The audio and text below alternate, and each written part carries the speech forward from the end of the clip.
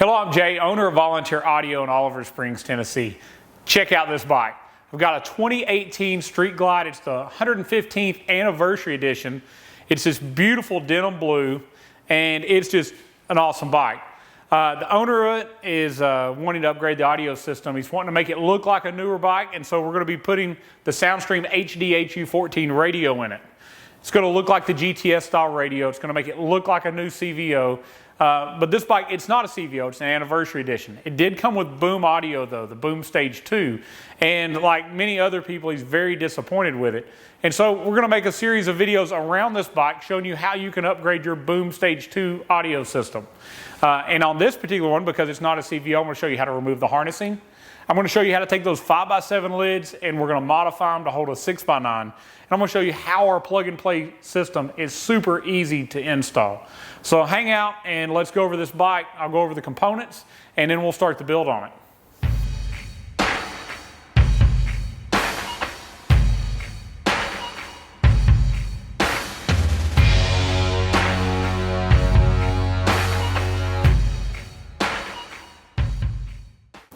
All right, let's go over the list, all the products we're going to be putting in our 2018 Street Glide. Again, it's a boom stage 2, so there's a few parts here that we're going to be using to convert those boom lids, the boom wiring and such over to our new plug and play system. It's a 2018 anniversary edition. This thing is absolutely gorgeous. Well, let me go over what we're doing to it. So it had factory the GT radio. That's the 6.5-inch screen with the rubber buttons on each side. It looks old, it looks dated, but on top of that, it's just not really fun to use. It takes about 3 minutes to connect your Bluetooth up. The navigation gets you lost. It doesn't sound great. We could flash it. We could make it sound pretty good, but the other things we really don't have a way to fix. So we're going to be putting in the Soundstream Reserve HDHU14 radio. It's going to look like the GTS style radio that's in the 19 and newers. But there's a lot of added features. We're going to have a much better EQ. We have Apple CarPlay. We have Android Auto. And personally, I think it looks better installed than the factory radio does. I like the side lighting. A lot of the things that go along with it are really going to look good in this bike. So that's the radio we're putting in. We're going to be putting in our Hertz SPL Show and Neo series speakers. So the SX165Neo 6.5s, the SX690Neo 6x9s. Now this bike came with 5x7s. So to accomplish this, we're going to be doing the modification. I'll show you in a few minutes on the video how that we're going to cut the shell that used to go underneath the 5x7 off. We're going to sand it smooth. We're going to mount this adapter where it used to go and then go to a 6x9 adapter to put this much larger speaker in. It's going to give us better bass response, fuller sound, overall more volume. But everything's going to sound better by going up to the 6x9 over to the 5x7. It is boom 2. So we're going to be removing those upper speaker grills. We're going to put in a set of new grills or Hertz logo to match the speakers. And we sell many, many packages here at Volunteer Audio. So if you do the Infinity Kappa Perfects or if you do the Precision Power, you're going to get grills that go along with that. Hertz is the only brand that we sell them separate. If you buy the other speakers, they're just included in the box. Now this is part of a bundle that we normally would put together. This is what we would call a Hertz Stage 4 system. We're going to be using the Precision Power 800 watt amp, which is one of the options we have. And we'll be covering in this video how to properly install it, how to mount the aluminum plate, and all about the plug and play wiring harness. And I'm super impressed with what Precision Power has done. Their plug and play harnessing is awesome. It really is what it says. It plugs in at all factory locations. There's no wiring for you to do whatsoever. And if you buy it from Volunteer Audio, we've already plugged all of it into the amp in the correct places. And we take it a step further. To us, plug and play means you don't have to have any special tools to get this done. We know we don't want you soldering and heat shrinking and figuring out where the wires go, but we also don't want you to have distortion detectors and oscilloscopes or crossover calibrators to set the crossovers, to set the gains. All of that is done at Volunteer Audio before it ships. Now, we don't just get that close, we get it exactly where it goes. We know what radio you're going to be using. If you buy it with the Soundstream radio, it's set up specifically for that. If you choose to use the GT radio or maybe the newer GTS radio, we'll rent you the flash tool and we'll set it up perfectly for the flash that we tell you to do. So back to the system, 800 watt amp. Awesome 6x9s and 6.5s. They're going to be loud. They're going to be clear. We're going to hear this 85 plus miles an hour. It's going to be louder than the engine. It's going to be louder than the wind. It's going to be what the Boom 2 system really should have been. We're going to go over again how to put the 5x7 the 6x9 adapters in place and upgrade the speakers. We're going to go over how to do the plug and play amp install. We're going to cover so many things that are specific to Boom 2, but and I'm also going to show you how to remove the Boom 2 wiring out of the bike. Once the Boom 2 wiring is removed, all the rest of this goes like any other bike that didn't have Boom Stage 2.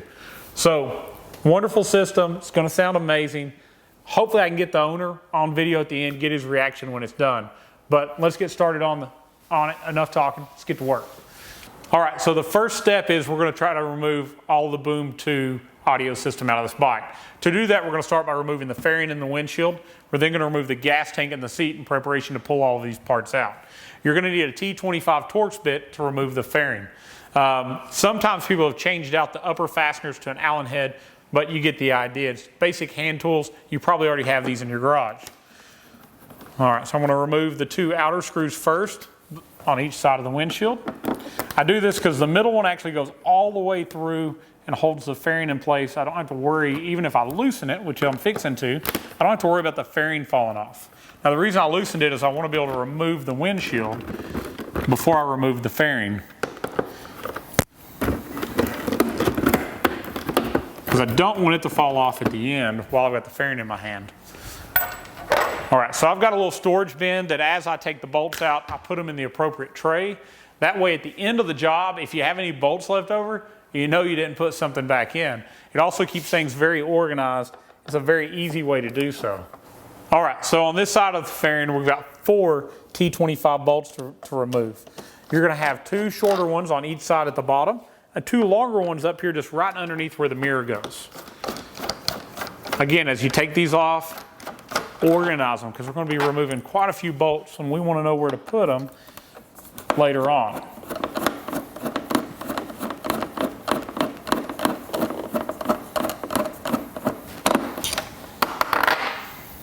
All right. Again, the longer ones are actually under the mirror and the shorter ones are at the bottom. So later when you go to put it back together, put them in the right location. All right, so I'm going to put those in my tray to keep them organized. Let's come back to the other side. All right, so now I'm going to finish taking out that center bolt. Once you get it unthreaded all the way, it's just sitting in there and it's keeping this in place. You don't have to worry about it falling off. We're going to lift that out together, and then we're going to unplug our headlight. Set it to the side. All right, so while you still have your T25, go ahead and remove the bolts that hold both sides of the vent in place. It's going to give us a little bit better access to our wiring later on.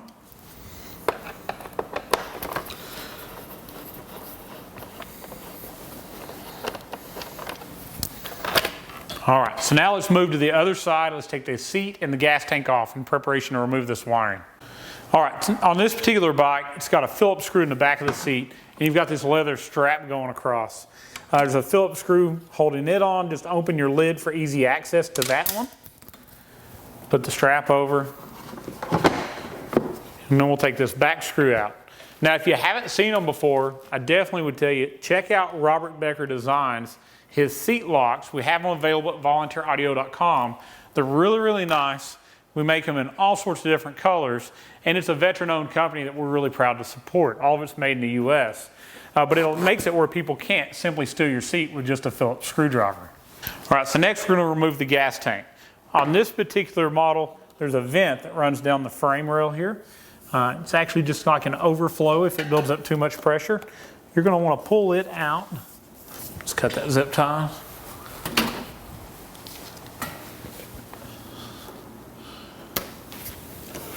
Pull it on out. We're going to unplug the fuel sending unit. This is for your fuel gauge. And we're going to unplug the vent here, or it's actually a return line. So we have a vent on this side, fuel return on the other, and a gauge. Now a lot of them, the newer ones, do not have this anymore. So now we're going to take a 13mm ratchet. We're going to remove the 2 bolts at the back of the tank and the one on each side at the front. Now the front ones are going to have a little rubber cover covering up those bolts. So go ahead and remove those off the front. They just snap on and snap off. Let's take our bolts out.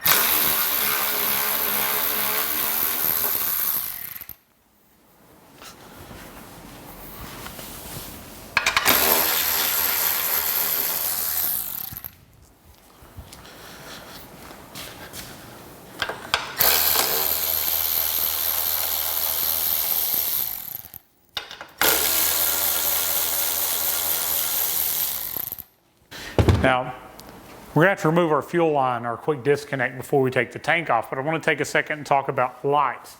A lot of people have added LED lights under their tank. If you don't know if you have them, definitely check first, because there may be additional connections you need to undo before you just lift the tank off. So come around here and I'll show you how to disconnect the fuel line.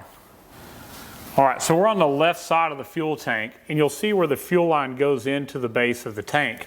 There's a little silver sleeve that if you just lift up on this sleeve and then wiggle and pull down on the fuel line, it's going to disconnect. As soon as it pulls out, there's a little valve that shuts off fuel, so fuel's not going to pour out when you do this. A few drops may fall, and that's why I normally keep a rag here to catch it. Now we're ready to take our tank off. All right, so now we're ready just to lift our tank off. All right, so next step, we're going to be removing the cover that's over what we call the backbone. This is where the main wiring harness in the bike runs. It's also where they should have ran the Boom 2 power and ground wire for the amp. So I'm going to take our ABS lines from our controller, move it to the side.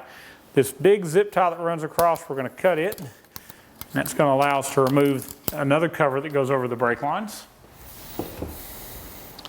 Now normally from the factory, you're going to see a piece of what we call Tessa tape. It's just a cloth tape that's also run over this. Now you can see in the past it was cut, and probably cut when they ran that wiring in, because this was a dealer add-on. So there's a bunch of little plastic clips, and if you'll take a small screwdriver and just kind of stick in beside it and pry up, you'll release them very, very easily. There's quite a few down each side. Go ahead and get my front ones undone.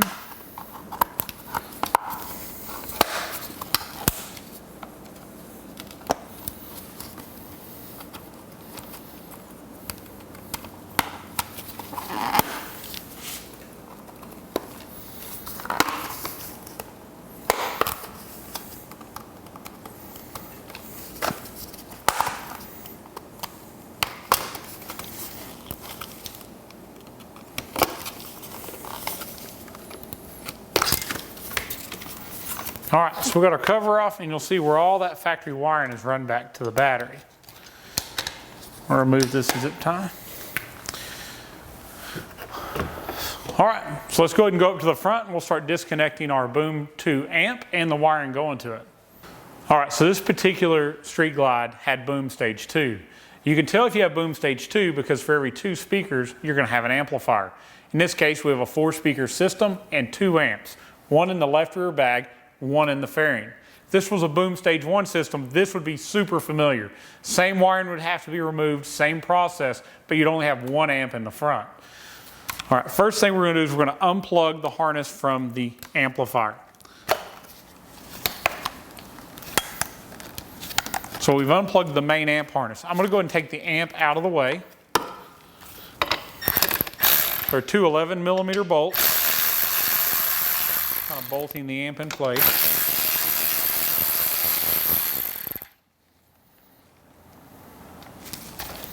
And you lift the amp and slide it out.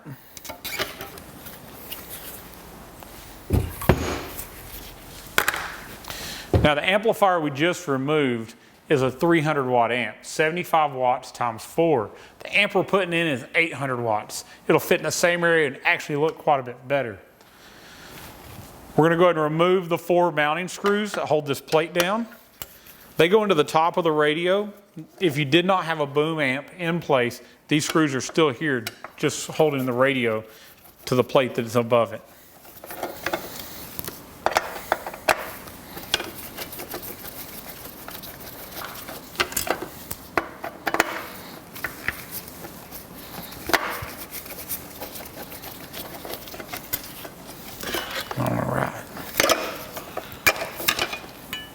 All right, so most likely there may be some zip ties here holding some of this harnessing in place. But the next step is pretty easy, but it really confuses a lot of people. This harness is not part of the main harness. This was added on at the dealership, and everything about it just plugs into different locations in the bike. Come on a little closer, and I'm going to show you how to unplug it. All right, so if you follow this amp connector down, you'll see it goes to the front speaker pod. And this is a very simple way of them tying into the factory harnessing.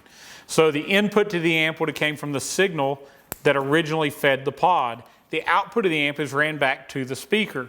So there's a male and female T-harness connector. Once you've unplugged those, just take the factory connector and plug it back into the pod. Our new amp will do all this right through the radio plug. So next, I'm gonna go ahead and unplug the radio harness. I'm doing this just so you can see things better. It's not actually part of this harness, it is separate. So once I get it out of the way, we can continue to follow this harness around. And you're gonna see that here we have another connector as part of that harness. And this is a 4-pin connector. It looks very similar to our backbone harness. And it ran up to the tweeter and the mid that are in the grills. So we're gonna unplug and we're gonna remove that harness. This will not be reinstalled. We'll be removing those grills and the speakers in them later. As we go up here a little bit further, you'll see a connector. This is what would normally run the cigarette lighter, and there's a T in it that is an amp turn on for this boom amplifier. So we're gonna unplug that, and we're gonna continue to follow it here, and we're gonna see that we have the factory rear boom harnessing plugged into the factory backbone connector. We're gonna use this connector later to run our new rear wiring and get rid of that amp wiring. And if we follow it up to the other front pod, you're gonna see that we have the same thing. The feed that used to feed the pod factory is now feeding the input of the amplifier, and the other end is plugged in to the speaker pod itself. So we're gonna unplug both of those, and everything you unplug like this, we wanna make sure that we plug that original harness back in like it was factory. All right, before I get too far ahead of myself, I'm gonna go ahead and install our fender protector before we remove anything like the radio, the front pods, or any of the other bolts. I wanna make sure we don't cause any damage. All right, so I've got that done. Now this is important. I wanted to make sure that you saw this really well. So this particular connector, which is part of that amp harness, is the data lines that allows that factory radio to turn the amp on and off. It allows it to do things like digitally fade, but it's done through data. So we're gonna unplug this little connector from under this plate. Again, there's a male and a female version. So we're gonna unplug the other one here, and make sure you plug this connector back in. If you don't plug this back in, your right control is not gonna work, your bike's not gonna start, and you're gonna think you've really messed something up, and you simply left this disconnected. So once you've unplugged it, plug it back in. Sometimes the dealership that installed it has used a connector on the other side. It's the same data connection either way. So wherever you unplug it, plug that factory connector back into its spot. So now we've got the entire harness disconnected, except for the power and ground ran back to the battery. So let's go back there and disconnect it, and we'll feed this wire up the backbone. All right, so we're gonna remove our battery tray. We've got 2 more 13mm bolts at the back.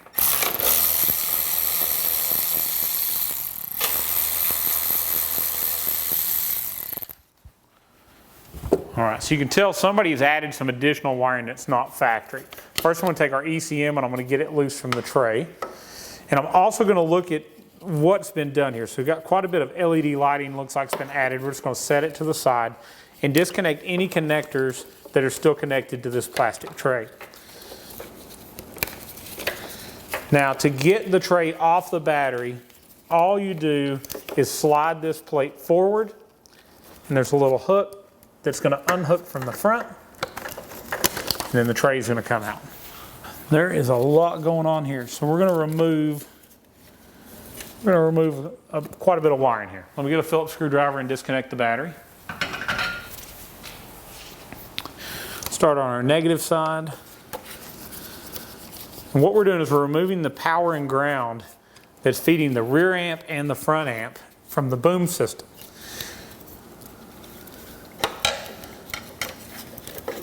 Now they're going to be the connections that actually have a little battery negative symbol and a factory style connector on it. We're going to make sure and plug back in the original wiring. So that would be the main ground, and there's an additional ground here, I think, for a battery charger. Let's move to the positive side and do the same thing again. I'm going to remove the 2 terminals that have the little sticker on them to say they're battery positive, and reconnect back in our factory harness.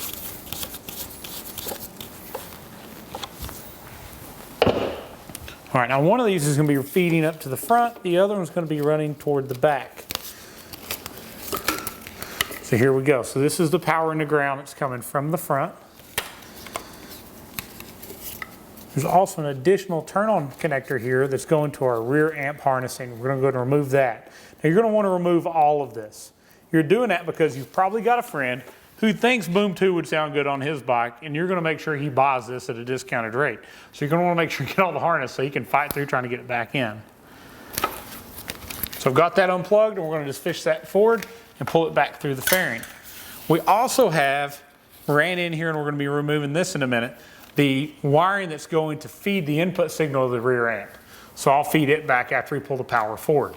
Let's go up front and let's fish this through. All right, so I had to cut one zip tie coming up the side that's holding the wiring, but after cutting that, you see that it just pulls right through the front, and now we have our entire harness removed that went to that amplifier.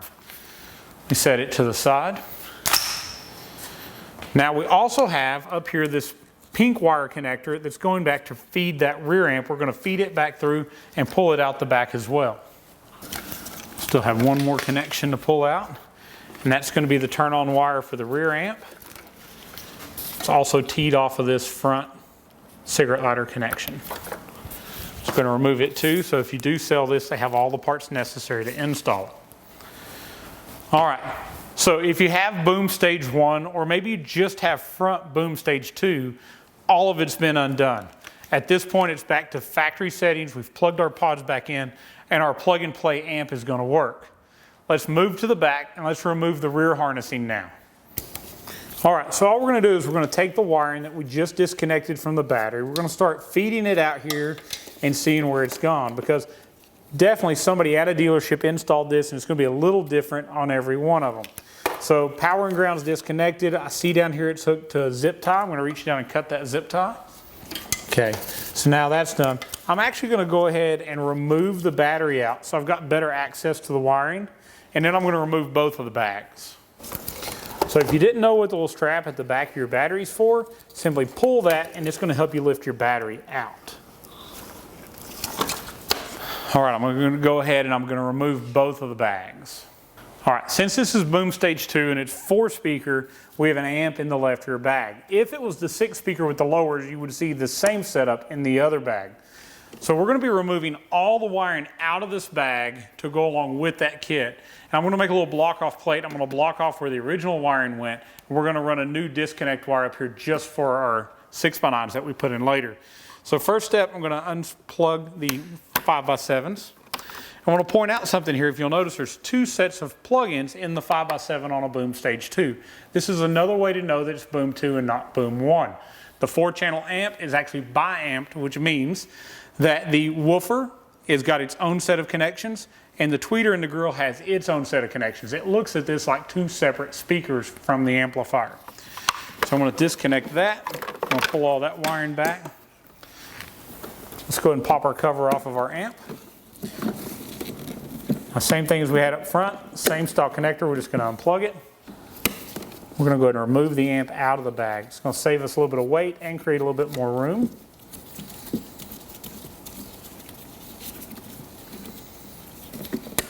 I will tell you, you can remove the bracket off the back of the bag, but it's not very easy. It's actually 2-way taped on, and you're probably going to bend it up to almost to the point that it's not usable removing it.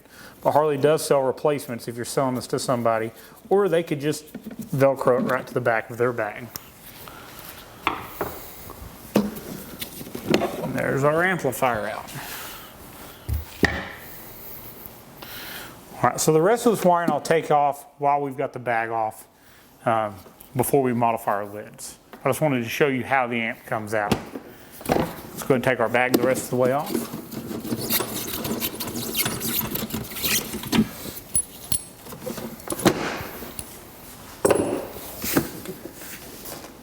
Let's see, he's got some lights added on, so let me make sure I unplug those. Surely there's a disconnect somewhere around here. Something to always be aware of is sometimes people add lights and they don't give you a place to unplug them.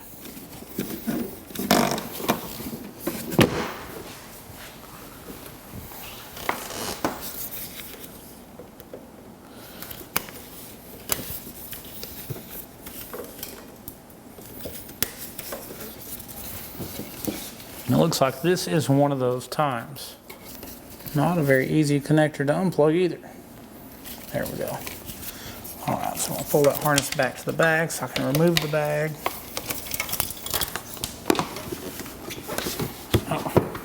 And we have our factory harness here to unplug as well.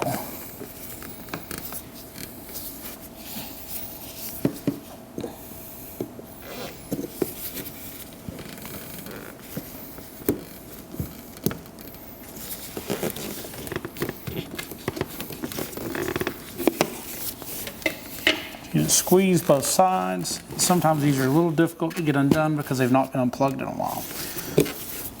All right, unplug. Let's take it off. All right, I'm going to go and undo the wiring for the other bag. As we've seen, there's no disconnect at the bag for the light. This is something that's been added on. Your bike probably doesn't have it. And most of the lights we see added on are custom dynamics. And the custom dynamics lights always have a disconnect. It's very easy to get to. In this case, we're not that lucky. So we're going to do the same thing. We're going to remove this bag, get it loose. There's no amp in this bag, so the harnessing is a little bit more simplistic. But we still have a connection here that we're not going to be reusing. So I'm going to unplug that. We'll go ahead and remove our side panel here.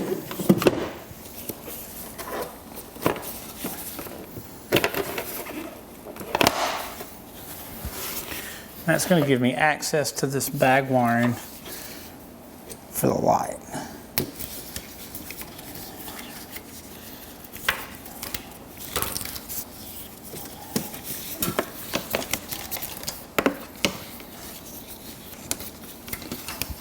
All right, let's set that one off as well. All right, so I want to focus on the wiring that's part of the Boom 2 audio. Here's our connector that went into our bag. You'll see it's zip tied here. Just follow it along and unzip tie it wherever it goes. I'm going to cut that connection. Now we're going to see it runs up in here underneath where the battery was. That's why I removed the battery so you could get a better view and we could see how it's all routed. Again, this can be a little different because each dealership is going to have a different tech that probably installed the add-on boom system. Could be slightly different how many zip ties or where things are placed. So I've got this harnessing undone. If you keep following it, you're going to see that it's going to be zip tied all over the place. So cut all those zip ties loose so you can pull it back where it goes. Come on over here to the other side and we'll pull out the wiring on this side of the bike. All right, so just like on the other side, we're going to follow our wiring from our bag. We're going to cut it loose where it runs back through here. And continue to follow it forward. See another zip tie here that's holding it. Cut it loose. Fish it around our shock here in the back.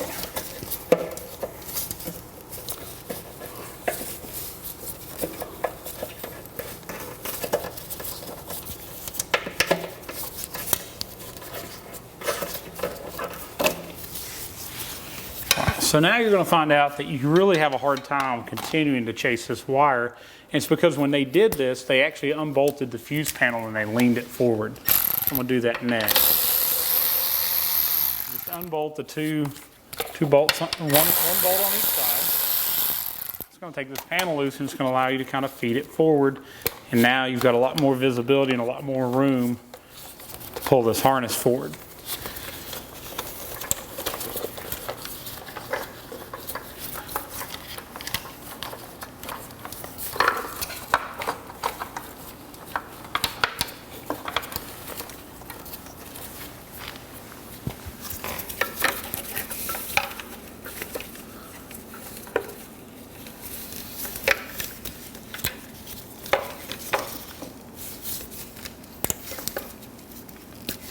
All right, so there's another data connection over here that we're going to be removing.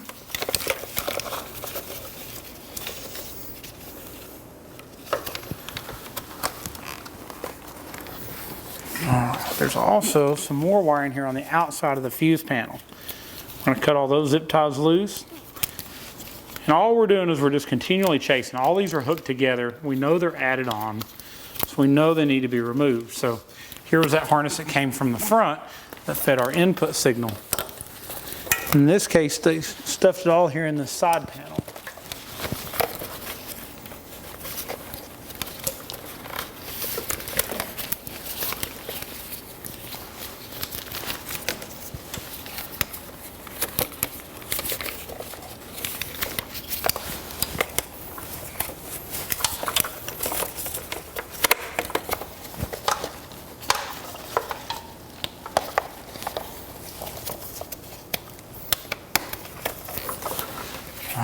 so we've got that pulled loose. Now we're going to continue to fish that. This was the harness that came from the front, from the original backbone connector to feed the rear amp input. Let's get that out of our way. Now you'll see there's another connector here that it was plugged into that's part of our main amp harness. I'll fish it out.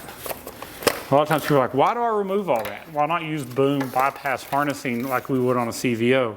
Because this is an awful lot of stuff just crammed in your bike that is so much cleaner and better to just go ahead and remove.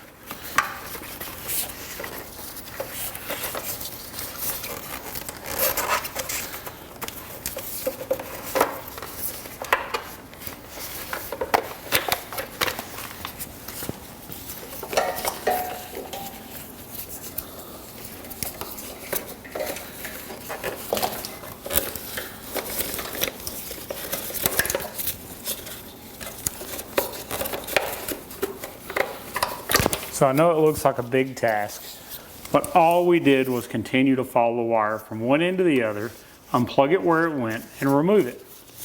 So here it is. We're going to get that out of the way. And now it's a whole lot cleaner.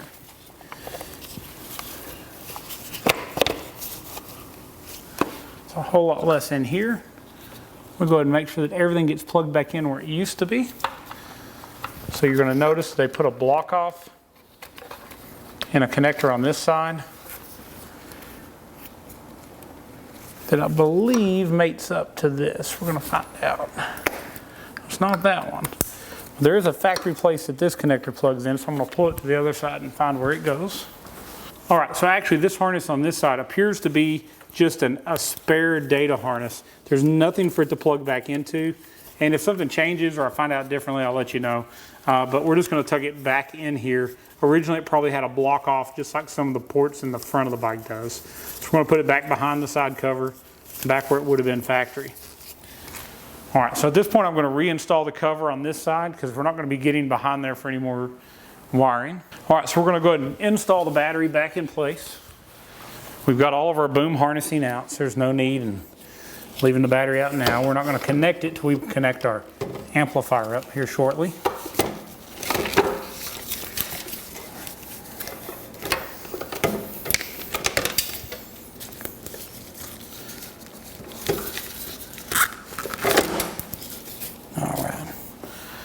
We've got that back in. So I'm going to put our bolts back in the side of our fuse panel. Just bolt it back in where it was.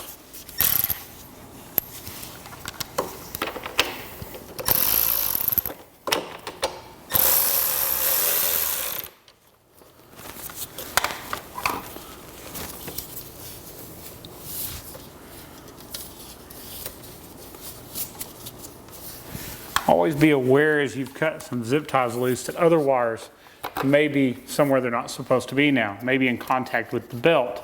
So definitely go over those wires and add zip ties as necessary to pull them up away so that nothing gets rubbed through. Come on, let's line up that hole.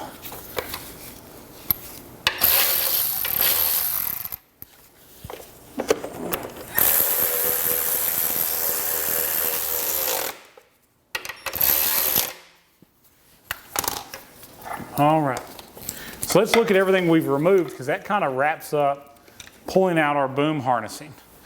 So here's all the harnessing for the Boom 2 audio system that we just removed. So your bike would start up now, it's back to a factory style wiring setup. So this is exactly how it would have been if it didn't have Boom 2. Now, still got to remove the front speaker grills, which we're going to do that as we put our speakers in. No need to pull the pods just to pull the harnessing. In our bags, I'm going to remove the other half of this that went to the 5x7s, that went to the amplifier. I'm going to take some ABS plastic, make some little block-off plates, and bolt them right back in where the original connectors were. That's going to allow us to go to a much simpler disconnect system for just the bag lid speakers. But I think as you've seen, this is very easy to do. I hope this encourages you to take on a job like this and remove it. Once you get all of this removed, I know this looks daunting, but it was very simple tasks. We're just going to go backwards and we're going to put it back together just like we took it apart. And we did this with very basic hand tools, very, very easy to accomplish. Now you have all the harnessing, you have the amps, you have the speakers. Somebody's going to try to buy this from you. So you're going to recoup a little bit of the investment for your new system with all your old parts. Now we're going to continue on with our build. Next, we're going to probably go and put the side panel back on over here, and we're going to continue disassembly in the front so we can change out our speakers, our radio, mount our amplifier, and continue forward. So keep watching and see what else we come up with on this Street Glide. All right, so we're back at the front. We're going to remove the plate that's above the radio. We're also going to be removing the radio, but I'm going to walk you through the steps in the order in which we do it. First, I'm going to unplug all the connections from the back of the radio. So we're going to unplug the USB port. There's a little push clip at the top. AM/FM antenna has the same thing, but on the underside, so you want to squeeze that and pull out. And then we're going to undo the GPS antenna. Now I'm going to be removing this from the bike because we're changing the radio to the new Soundstream Reserve radio. It does not need a GPS antenna because it uses the navigation in your phone off Apple CarPlay and Android Auto. It also uses your phone's GPS chip.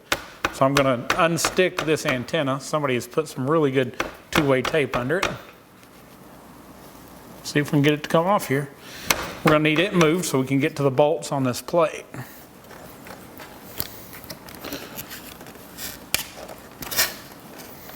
Now they've moved it when they did their boom install. Normally this antenna would be moved over here and would be much easier to remove. There we go. We finally got that tape to break loose. Let's go ahead and remove that antenna out of our way. Now I want you to go ahead and unplug all the harnessing up here at the gauges. Now be careful, we don't want you to bend any pins or damage anything around the gauges, and this isn't a really hard process. Take a little screwdriver and lift up underneath the plug-in. When you go back in, just go in straight. Sometimes people want to go in crooked and force it, and they'll bend a little pin in the wiring harness over. And then something doesn't work right.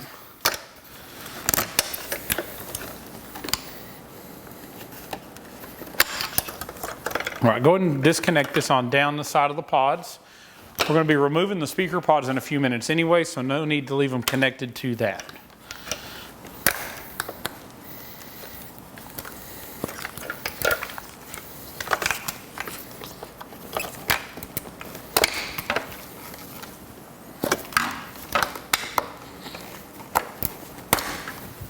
So I just unplugged the cigarette lighter, got it off the pod as well.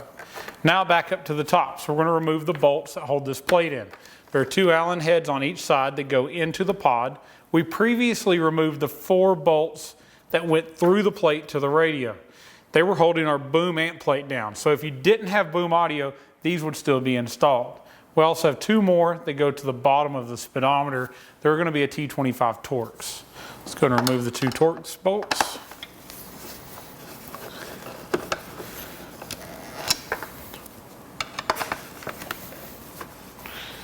Now there is one more Torx bolt that's kind of hidden, and it goes to the back of this storage pocket. So let's go ahead and remove it. Well, somebody's already done that for us. We didn't take it out, but it wasn't in there when the bike came in. So these are Allen head, but with our T25 Torx, if they're not too tight, it's going to take them out without a problem. If it's tight enough that I feel like it's going to strip it, I'll just go ahead and grab an Allen head tool and take them out.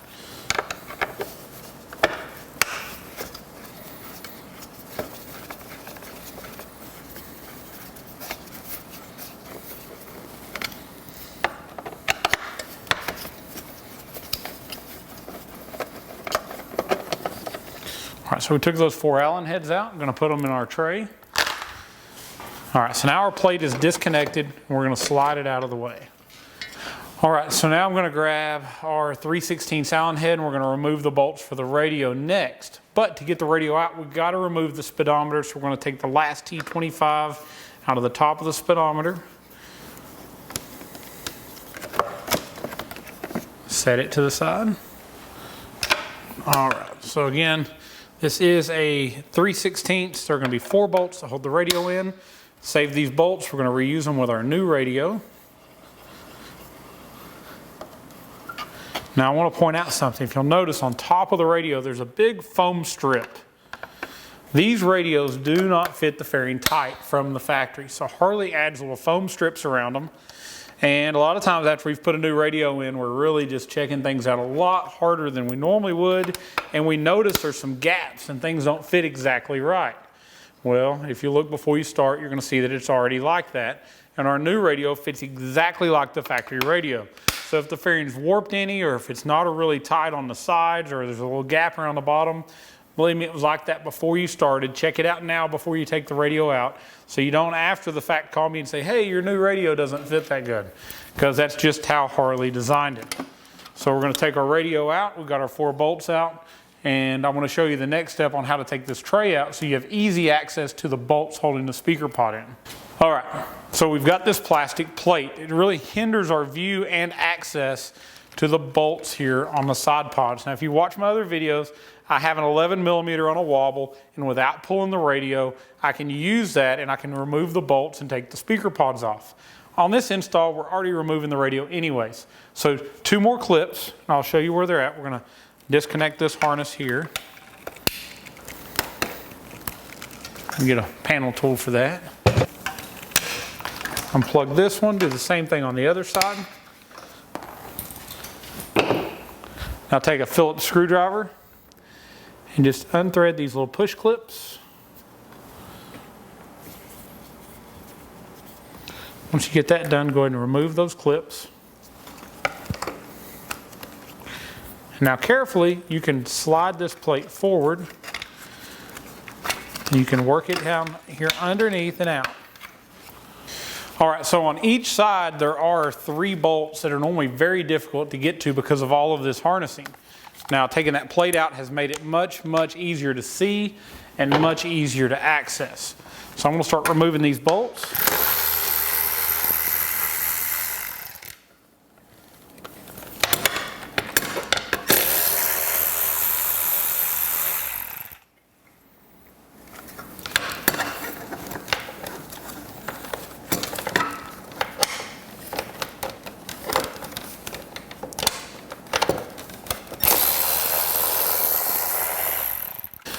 All right, we're going to remove the other 3 for the other pod.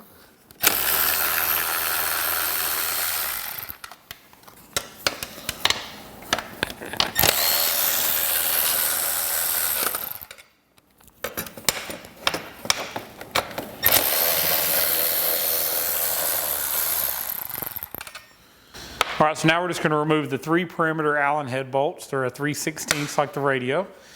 Once we get these off, our speaker pod will be free.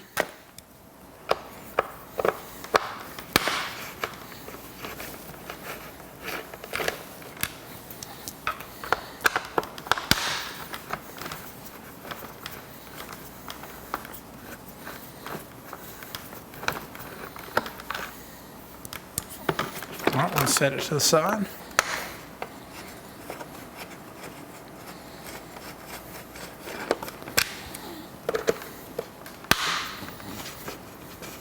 If you notice, these pods create a lot of rigidity to this interfering, so we want to make sure that all the bolts get reinstalled at the end. Those 3 that you saw me do on each side are normally very difficult to get to, and a lot of people leave them out. If we find they're not there, we definitely go to a hardware store, we pick up some additional bolts, and we put them back in. All right, got our other pod off. All right, so before you move on, and I say this because I've done this before and I don't want you to do it, I forget sometimes about the speaker grills. So while we're here, the pods are out, let's go ahead and remove the grills and put our new grills in place. If you notice, this grill's got a speaker mounted in it. There's a speaker to the side of it. It's blocking a lot of our sound. We want to make sure we remove these because they're not going to work. Our new Hertz grill, put it in place.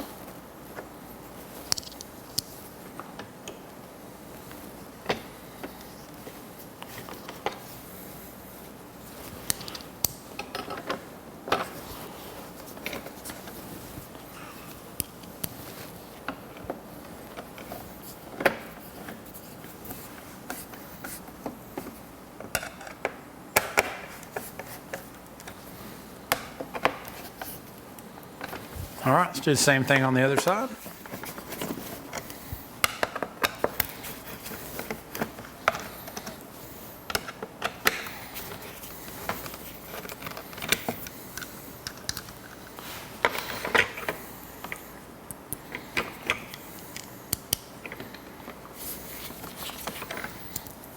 Now always start all the screws before you tighten any of them all the way.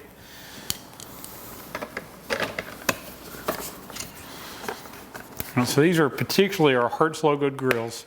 Hertz does not sell these. This is something that Volunteer Audio puts together and makes. So they're available on our website. You just search out Hertz Grill, and if you do that, you're going to be able to find the Road Glide version, the Street Glide version, and also the lower pod version or your Tour Pack version.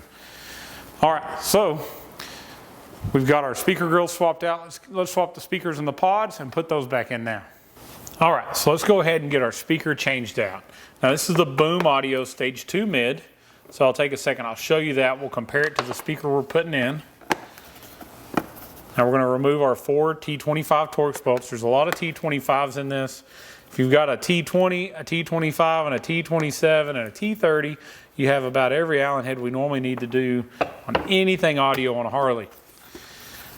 All right, so we're going to pull our speaker out, and you're going to notice we have a larger black connector and a smaller clear connector. The large black one is the negative, the clear one is the positive. And let's look at the back of this speaker. So it's got this very, very small neodymium magnet. And what I find crazy is there is no magnetic property to this at all. Where we have our Hertz speaker, which also has a neodymium magnet, but it actually sticks to the wall, where our metal wall has no effect at all on the little magnet on the factory speaker. The magnet is actually what creates this force that allows the speaker to move in and out. So the stronger that magnet is, seemingly better control. And when they use these Neo magnets, we find higher efficiency, meaning it's louder off less power. This speaker will handle up to 200 watts peak or 100 watts RMS. And in this system we're using the Precision Power 800 watt amp. So we're feeding it about 117, 118 watts RMS. Not too much. We don't want to send 150 to 200 RMS watts to a 100 watt speaker, or over time you're going to blow that speaker up. And the more wattage you give it, the more likely it's going to happen even faster. Now this particular customer chose the Hertz Neo 6.5s, and they're a very, very popular choice. And I hope you might get a chance to come here and listen for yourself. We have these on display in our sound room at our retail location, along with the Infinity Kappa Perfects and the Precision Powers and the other speakers we offer. And I've found that there are some very distinct reasons why people pick one over the other. If you listen to modern music, modern country, modern rock, maybe not so much metal, but most of the modern music that is currently out, contemporary Christians, what I listen to, and most live music, things that are very musical and instrumental, sound absolutely amazing with the Hertz speakers and the Infinity Kappa Perfects. They're very musical, they're very loud, they're very clear. The thing is, they both have very, very bright tweeters. So if you listen to classic rock, hair bands, heavy metal, things that have a lot of cymbal, a lot of high range, but not a lot of bass, these can be a little bright for those customers. And don't get me wrong, there are a lot of customers that listen to that music that still prefer the Hertz speakers when they listen to them. But we find that the full range speaker, like the Precision Power, which has a little more bass and a little less high range, makes most of our classic rock guys a lot happier with the tone. So when they walk into the sound room and we talk about what they listen to, I know you listen to everything. We all do. We've been through stages in our life. The music we listen to in high school, the music we listen to out of high school, the music we listen to with our parents, we end up with all these genres that we listen to, and they all take us back to a time. So, and a lot of times those are good times. So we listen to this music, we reminisce. But if you listen to primarily classic rock, the Precision Power speakers seem to be the one they go with. If you listen to modern rock, modern country, modern hip hop, pop, or even contemporary Christian, we find the Infinity Kappa Perfect and the Hertz. Now, I'm not telling you that's 100% of the time. God made us all different. We all listen to things differently. So it's good to be able to listen to them in person. But I just want to take a second and kind of explain how, or what we've seen as far as who listens how and what speaker they like. So this customer came in, he listened in the sound room, and he said, oh, I've got to have those Hertz speakers. We just finished up a 6-speaker build with Precision Power, and the next bike I'm building is a large build with all Infinity Kappa Perfects. So I want to let you know, we keep these different speakers because they really do have different people that they suit. And they're the best at each one of the price points. So back to our speaker. Sorry to bore you there for a second, but I wanted to just give you that information. This large black terminal is our negative, so we're going to put it on the negative post of our speaker. If you push it in like I just did and you feel like, man, it's just really loose, it didn't grab much, get a pair of pliers, squeeze this tighter.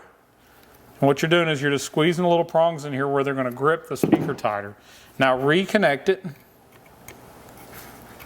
You want to be able to push with some force, and you want when it's connected that it doesn't easily unplug. Because we do not want to have to go removing these pods again over a speaker terminal coming loose.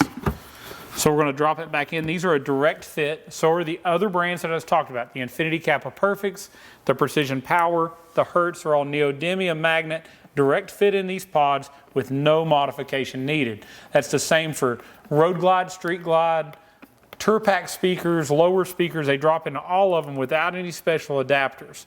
Makes it really, really easy, and they go back in using the factory hardware.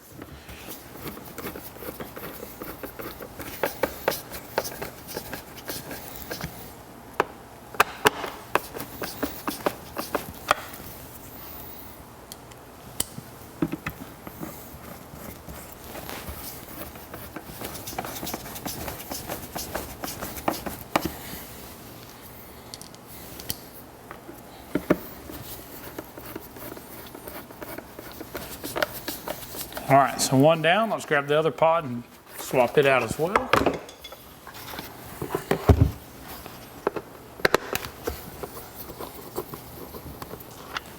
I like using hand tools when we're dealing with speakers. If you decide to use a drill, there's a good chance you're going to slip off the end of the screw, and you're going to very easily poke a hole in the surround of the speaker. We don't want that to happen. Most of these companies are going to call that abuse, and they're not going to want to warranty the speaker. As well as you know, it wasn't something that the manufacturer did that caused that. So we're going to unplug again, the large black terminal being the negative, the small clear one being the positive. I'm going to go ahead and crimp this one a little tighter because it's pretty common that the negative isn't quite tight enough for me. Take our Hertz speaker, again negative terminal to the black one, make sure it fits tight, clear one to the positive. On there good and tight. Now I'm a little OCD, so I always position the speaker so that the logo is pointed correctly. Now that doesn't matter in the way it sounds, but I do like it when I look through the grill if the logo is positioned the correct way. So double check you've done that. Or when you get done, you may decide you want to pull the pod back out and fix it.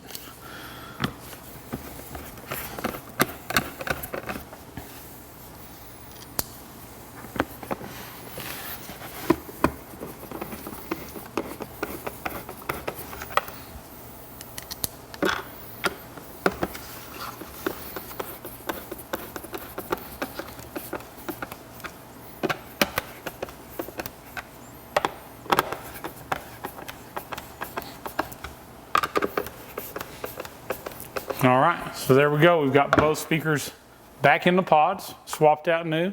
Let's put them back on the bike. All right, I'm going to start by putting the perimeter Allen head bolts in. These pretty much only go one place, so if you go ahead and tighten them down, you don't have to worry about having to untighten them later to change how they're mounted. I still start all three and then go back and tighten them up.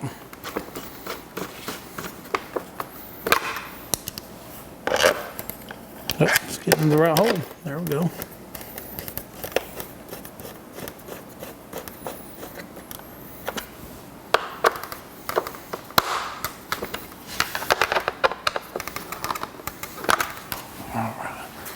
All right, let's go and get the other side on.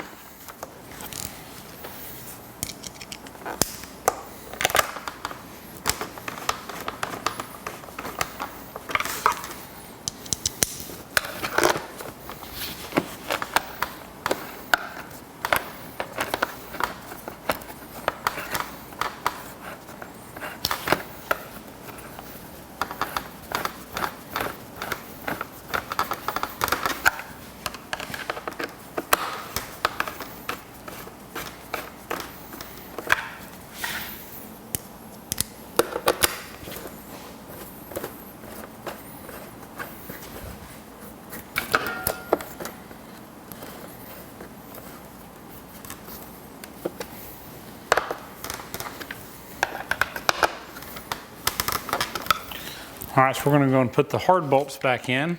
Normally I want to start these by hand. If not, I'm going to drop one, and they fall down in the forks and they're hard to find. So start them by hand first. This also keeps you from cross-threading them with your tools.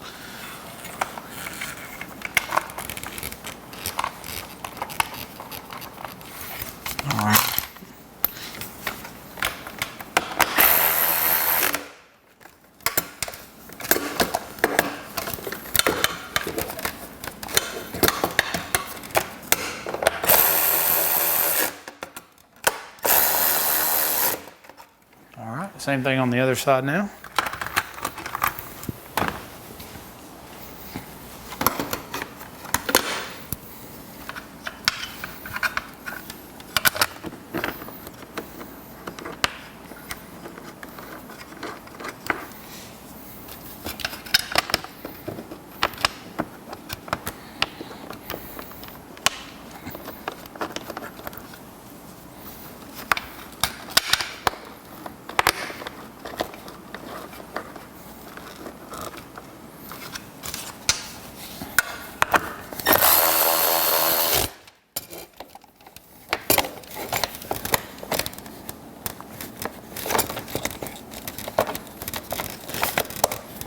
Come on, there we go.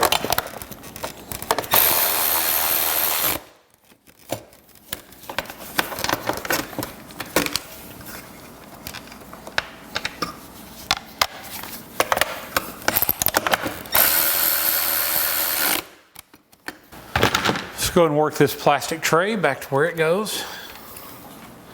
So it's going to slide underneath. Yeah, it's going to go on top of the fork mount. See, as you feed it in here, it's just kind of protecting some of this wiring and holding it where it goes. There are two little plastic clips on each end that you're going to have to line up with some factory installed clips or holes to hold it all where it goes. So both of those are in.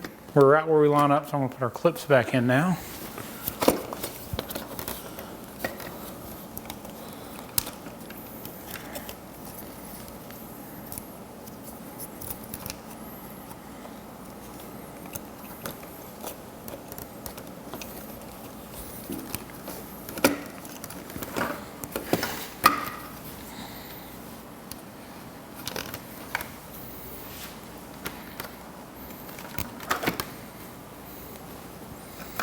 All right, so once you get those clips back in, go ahead and re-secure the harnessing back where it was earlier before you disconnected it. All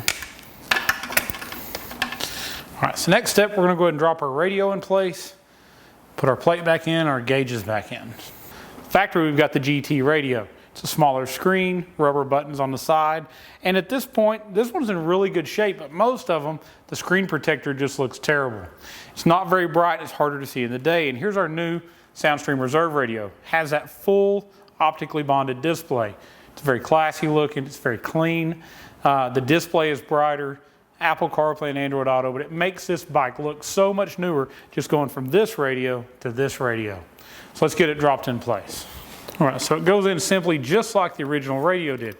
So if you notice, we have the same aluminum chassis, same 4-bolt mounting positions. It's even pre-threaded for the same holes that go on the top of the plate. It's going to be completely plug and play. It comes with this T-harness. It's really nice with a thumb control module in it, and this plugs into the original harnessing. It also uses the same factory USB connection and antenna connection. So once we get it installed, we plug in those factory connections and it works. It's really that easy. And if you buy it from Volunteer Audio, we go a couple steps forward. Every single radio is powered up before we ship it. It's tested and it's fully updated to the most current software. So you don't have to worry about doing that either. All right, so we're going to reuse the factory bolts. Included with the radio are these little plastic bushings. And if you've seen them, you'd probably go, what are those and what do I do with them? Well, they fit right in the hole of the radio, and they just isolate the stainless bolt from the aluminum chassis of the radio. This keeps her from being corrosion over time. The factory radio has the same thing in place. Soundstream's done a really good job of doing all sorts of things that the factory did, but just doing it a little bit better.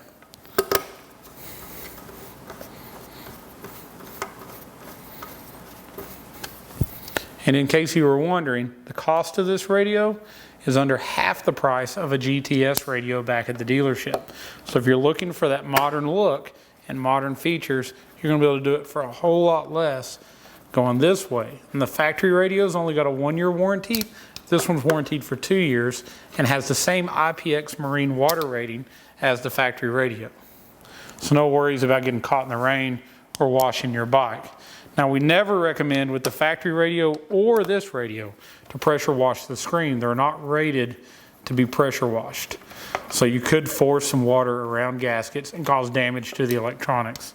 You definitely don't want to do that also to your speedometer or any of your other gauges. All right, so that easily were bolted back in. I'm going to go ahead and plug in our FM antenna. And we've got our USB here, our factory USB. We're going to go and plug it in also so we don't forget to do that later.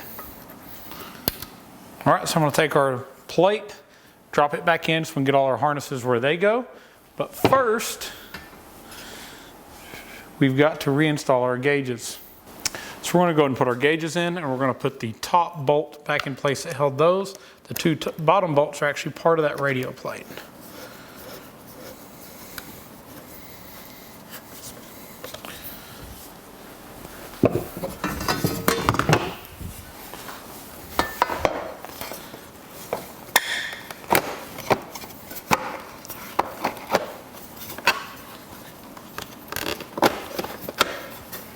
So we've got our plate back in place. Let's get our bolts in now. Start the Allen heads around the side that go into the speaker pod. And these are very important that we start all of these and don't tighten any of them until they're all started.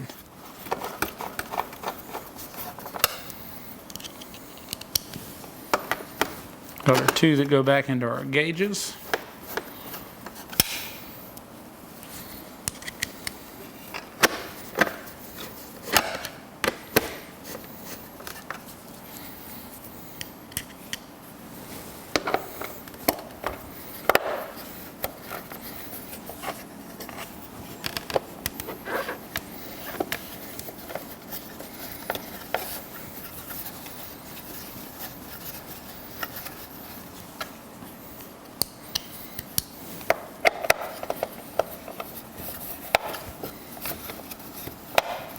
All right, so all of my bolts are started, so I'm going to now start tightening them up.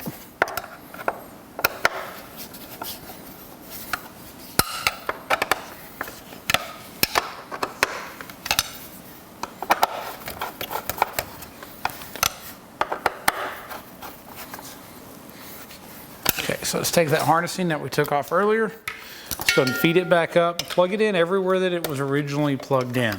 So we're going to snap it back into our pod. Make sure you go straight into your gauges so you don't bend any of the pins, mess up any of the wiring.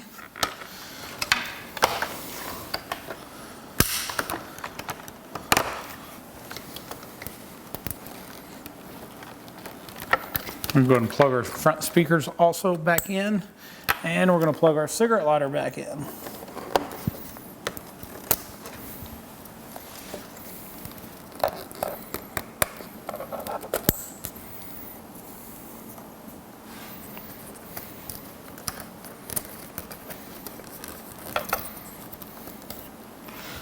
All right, so just that easy.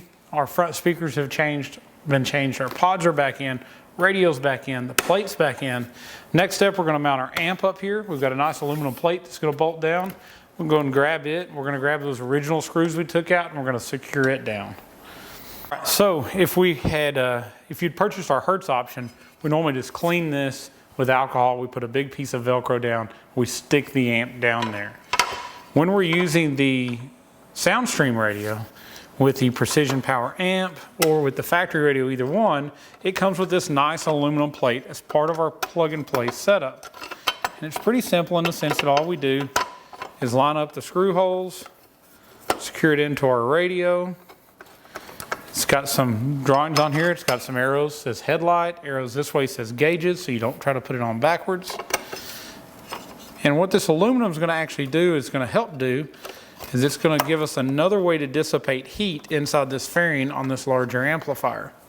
So even though it's producing 800 watts, it's not going to generate a lot of heat, and so therefore it's not going to thermal protect. And this is going to help that happen. Now the amp would work, like in a Road Glide for instance, it does not use the aluminum plate. And it will be fine because it is a Class D amplifier, and in actuality it doesn't get very hot. But I do like this mounting system. It's very nice. It looks really good. It looks better than that factory mounting system for that boom amplifier.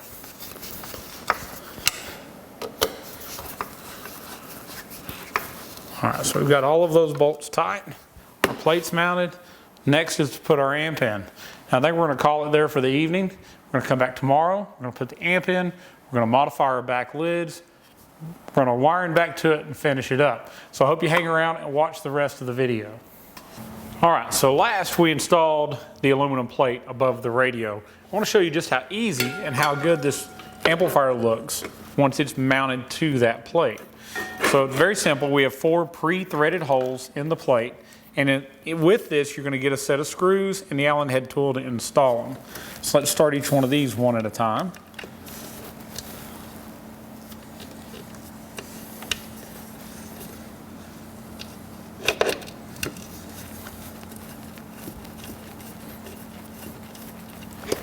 That one is started. I'm going to start each one before I tighten them up.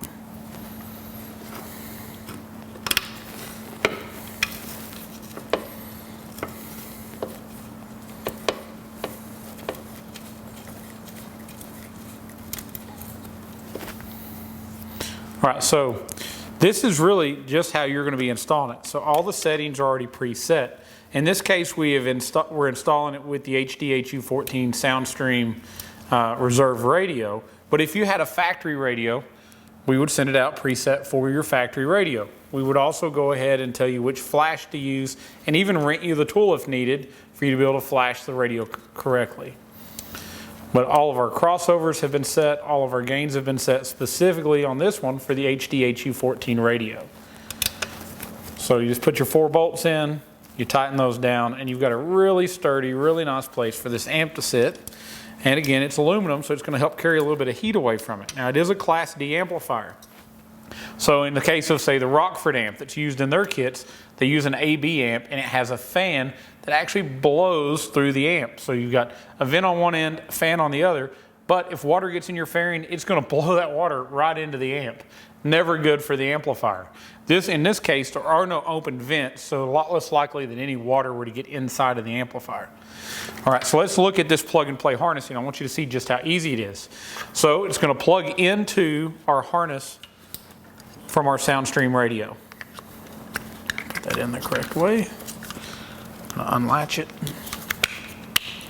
All right, so what we've just done is we fed speaker level to these 2 feeds that are just plugged into the amp. So now we have our input from our radio to here. The other side, right here, that comes out of the amplifier is run down to the factory plug, and once plugged into that original connector, is now feeding the speaker wires and the signal from the amp back into the bike. So what we're doing is we're powering up all the factory speaker locations. We didn't cut any wiring, we didn't have to add any wiring.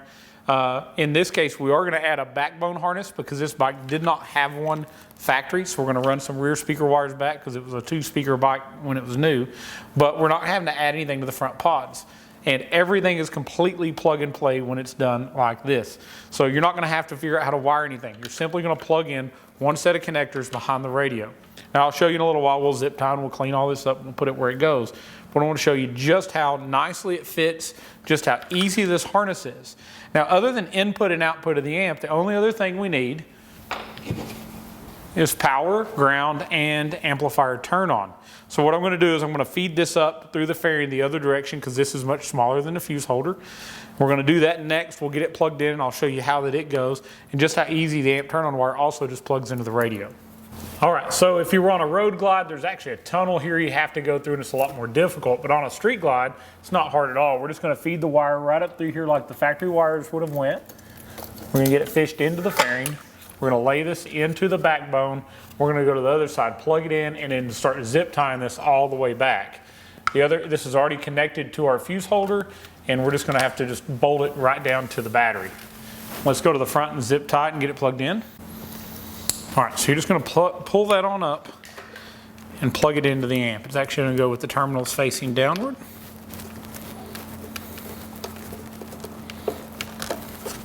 All right, so once that's plugged in, you have this amp turn on wire. On your radio, if you're using the Soundstream radio, there's a connector that it just plugs into. That easy. If you were using a factory radio, you're going to go to one of these factory connections, like you see up here next to the gauge, and you're going to plug it in there. That's just going to turn the amp on any time that the key comes on. But if you've done a Soundstream radio, go ahead and plug it into the radio, and what that's going to allow the radio to do is actually delay the turn on and turn off of the amp, just to guarantee we don't get a turn on pop or a turn off pop from the amplifier. So I'm just going to get some zip ties and I'm going to secure this up, and then we'll move to the back of the bike. All right, so I took just a few minutes and I've just zip tied things in place.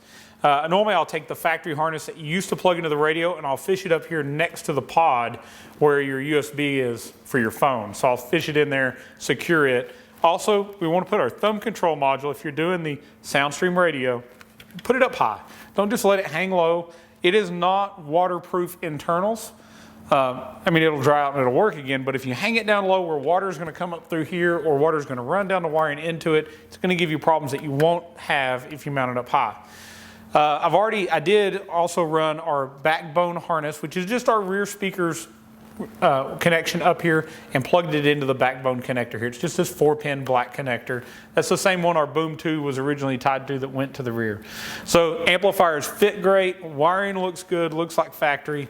We've got our headlight connector, our fairing will go right back on. So let's move to the other side. We'll go ahead and secure the wiring going into the backbone harness. We'll put the cap back on, we'll get our gas tank back on. All right, so I've got our main power wire and our backbone harness routed back here.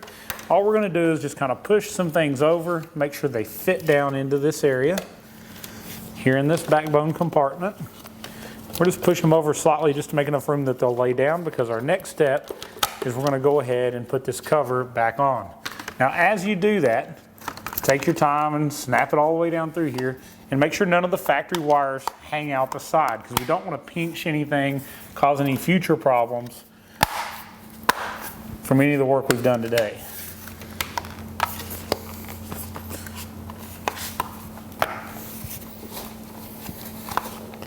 We probably pulled more wiring out of here than we put back in because of that boom setup.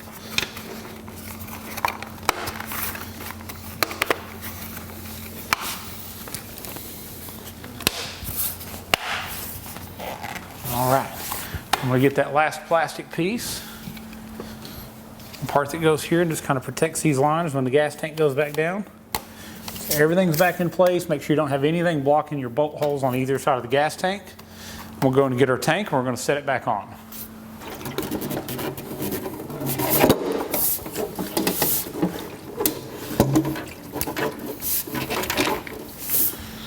All right. We're going to take our 13 millimeter and go ahead and put our gas tank bolts back in.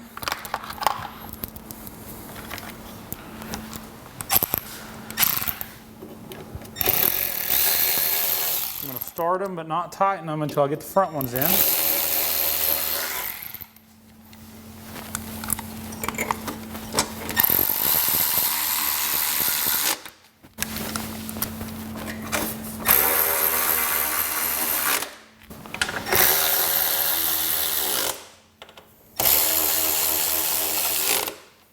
All right, now's a good time to take our plastic caps, go ahead and put those back at the front of the gas tank.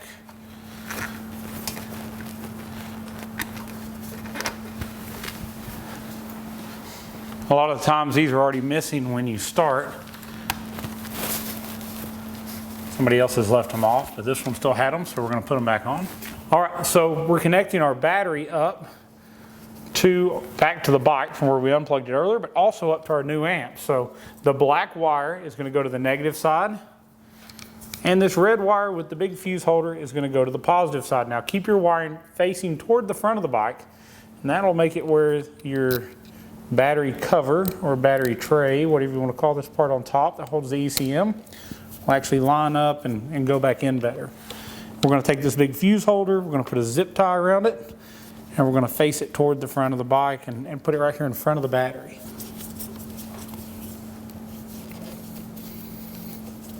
All right. Got a fuse holder up here where I want it. Go ahead and put that zip tie around it.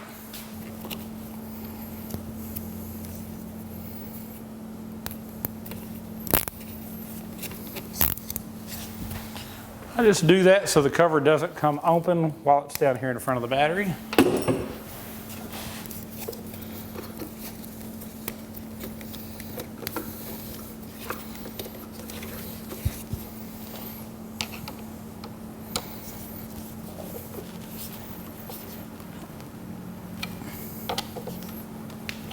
All right. So that is reconnected. Let's go ahead and put our battery cover back on. All right, so the way this works, there's a piece of metal, it's just a bent ear here in front of the battery that will feed through this hole. So you're going to take your cover to the front and push down over that, slide back toward the rear. Then you'll notice that both sides of this cover actually fit around the battery. When you get them where they're supposed to go, they'll set right down nice and smooth.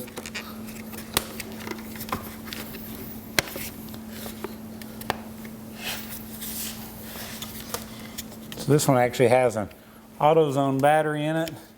They're Duralast Gold, and it's a little taller than factory, so this one's in a little bit of a bind. All the batteries that we sell, whether that's the Excess Power or maybe the Stinger, AGM or lithium, are direct drop in, and they fit without making this bulge up.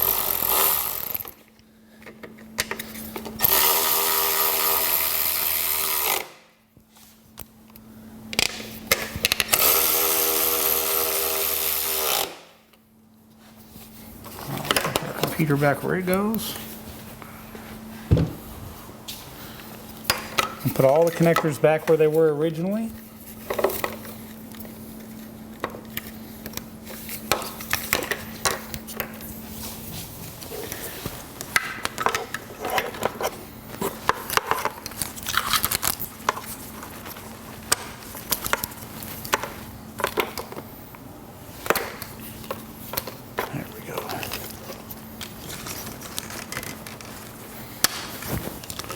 So at this point, I'm going to go ahead and fish my vent back down the side toward the frame where it goes. Later on, we'll add a zip tie to this just to keep it off the exhaust. You definitely don't want your fuel vent touching the exhaust pipe. Going to hook our fuel return back up. And we're going to plug our fuel gauge back in. All right, so I've got our rear speaker harness here. And we have this added on lighting harness that was previously installed in the bike. We're going to try to do something about maybe adding some quick disconnects for the bag lighting for the future. The previous installer didn't do that. I think it'd be much better not to mess his lights up every time he takes his bags off. All right, let's move to the bags. We'll take the lids off, modify those, and go ahead and remove the harnessing out of it. All right, so I took one of the bags, I've set it up on the router table to try to give you a better view of what I'm about to do. Here in a second, I'm going to take the lid off and we're going to be focusing on the lid. But this was a Boom 2 bike, and part of this was showing you how to remove the Boom 2 harnessing. In this case, we're going to actually remove all the harnessing out of the bag that was part of the Boom 2 system. We're going to do this much simpler. We only actually need 2 wires going into the bag, a positive and a negative for each speaker. So we're going to do that with our normal quick disconnect setup. It's actually going to go up through here at the top corner of the bag. It's going to be a lot cleaner install. So what I've done is I just unbolted the main connector. We're going to pull it out. Now you're going to see we've got a hole where it used to be. But what I'm going to do is I'm going to take a little plate and I'm going to cut it out of ABS plastic the same size, and I'm going to block that back off.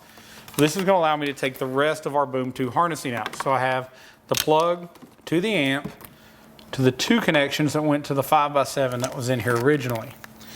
Now I've also removed the cover that used to go to the amplifier, and that's going to expose our amp plate.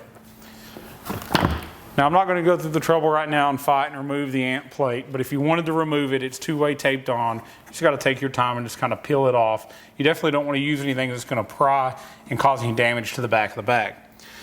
This guy's also added some lights onto the outer hinge here at the latch area, and there's no disconnect on it, so I'm going to take care of that as we go back together.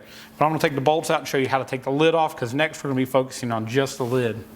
All right. So first thing I'm going to do is I'm going to go ahead and remove the cloth that normally keeps the lid from opening too far.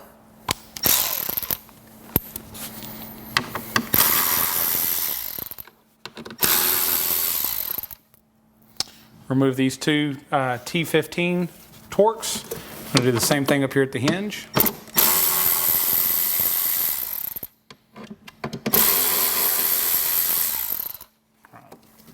Now we've got the cloth out of the way. You can get a view, a little bit more of the inside of the bag. We'll be needing to get in here to cut this out as well. So there's 2 more T15s. We're going to go to remove those. As we remove those, we're separating the lid from the bag. So now they're not connected. I'm going to slide my lid on in and set our bag to the side. All right, so now I've got a towel laid out here because I just want to make sure we don't scratch anything.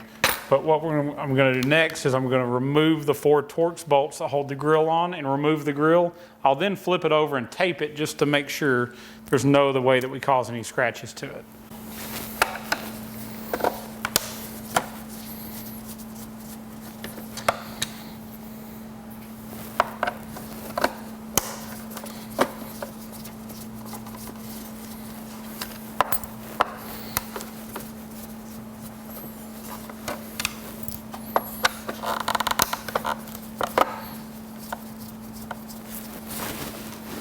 So let's flip our lid over.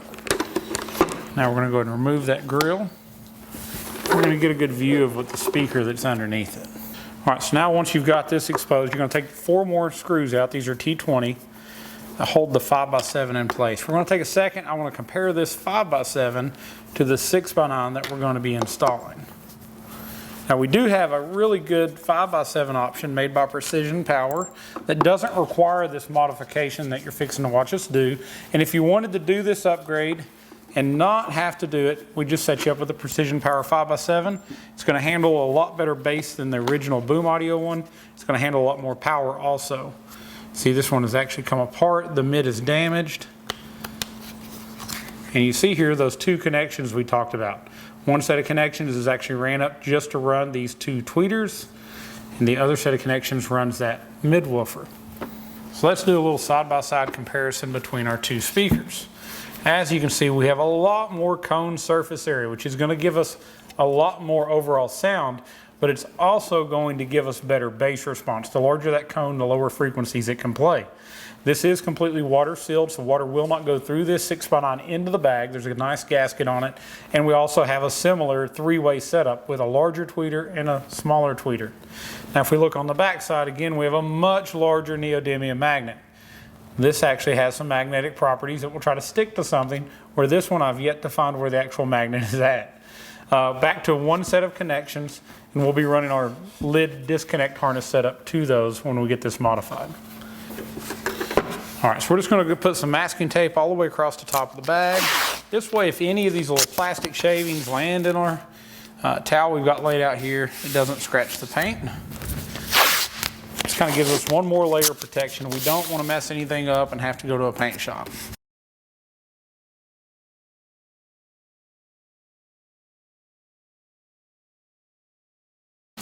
Now, this doesn't have to be perfect. All this is just a layer of protection to keep us from possibly scratching the paint. I don't think we would do it either way, but we just want to make sure.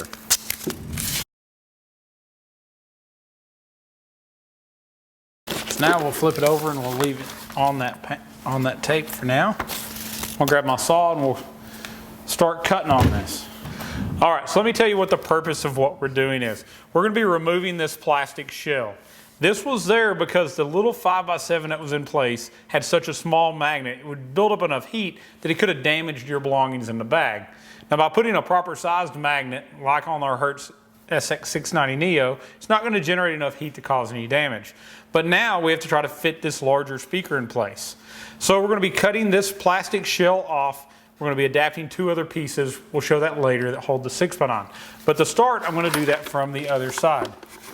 This particular lid is about 1/4 inch thick, maybe a little less, somewhere between 1/8 and 1/4. I've cut a lot of these before, so I know about where to start, but I'm going to take this multi-tool and I'm going to start cutting about that distance. I don't want to cut it too close because I'm going to flip it over, I'm going to cut a little bit more, and then we're going to sand it smooth because our adapters need to actually get a good seal on the underside to keep water out of the bag.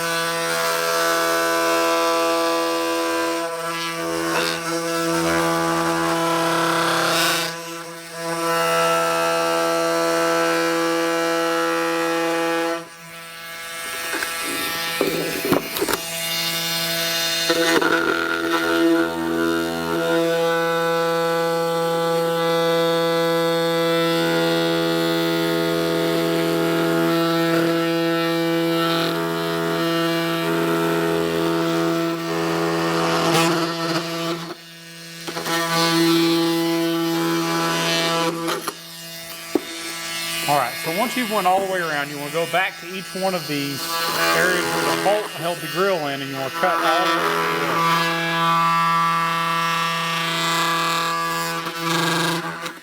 through. All right, let's flip it upside down. So I've cut around the perimeter. Now this plastic gets hot, and as it gets hot, it melts back together. But there's a section right here that's a little difficult to cut. I'm just going to cut straight down all the way around through here and just kind of get this loose so we can separate the shell.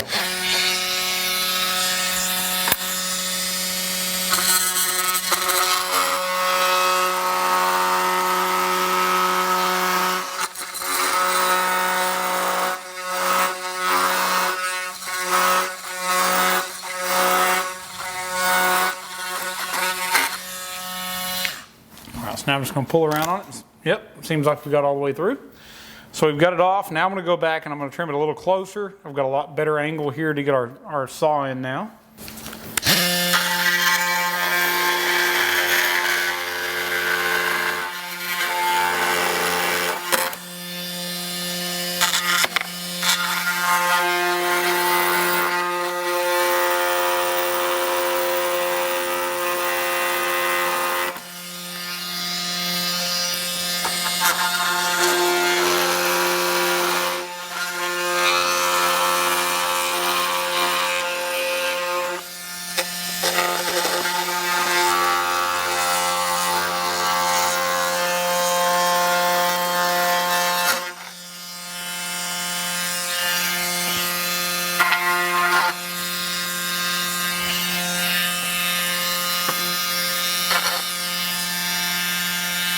Find an angle that works for you to make sure you can do your pull in.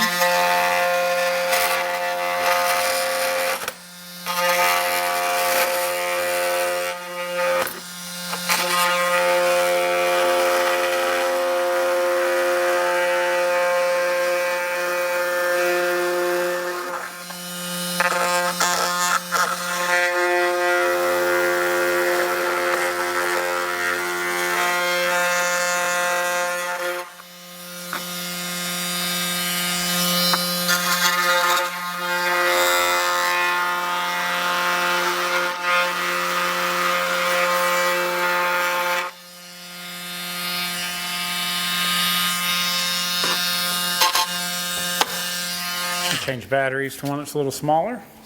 All right.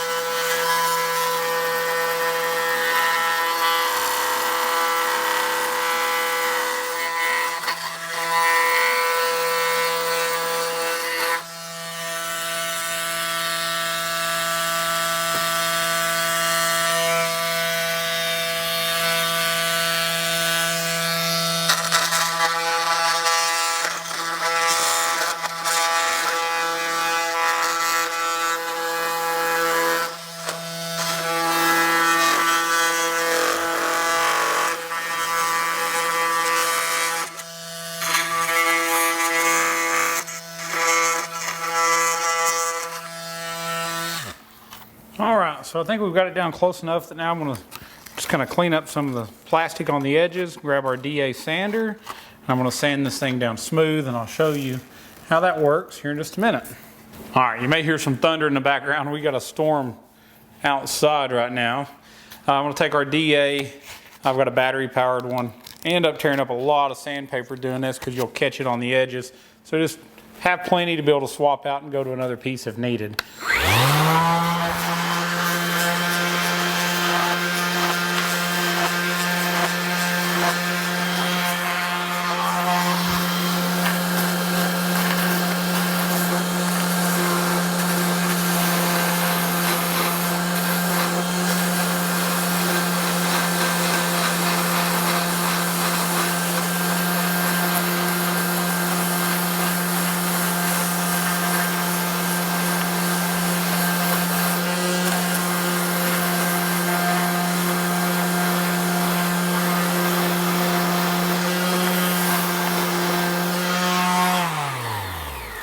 Actually, I'm going to go ahead and put on a piece that's not already tore up.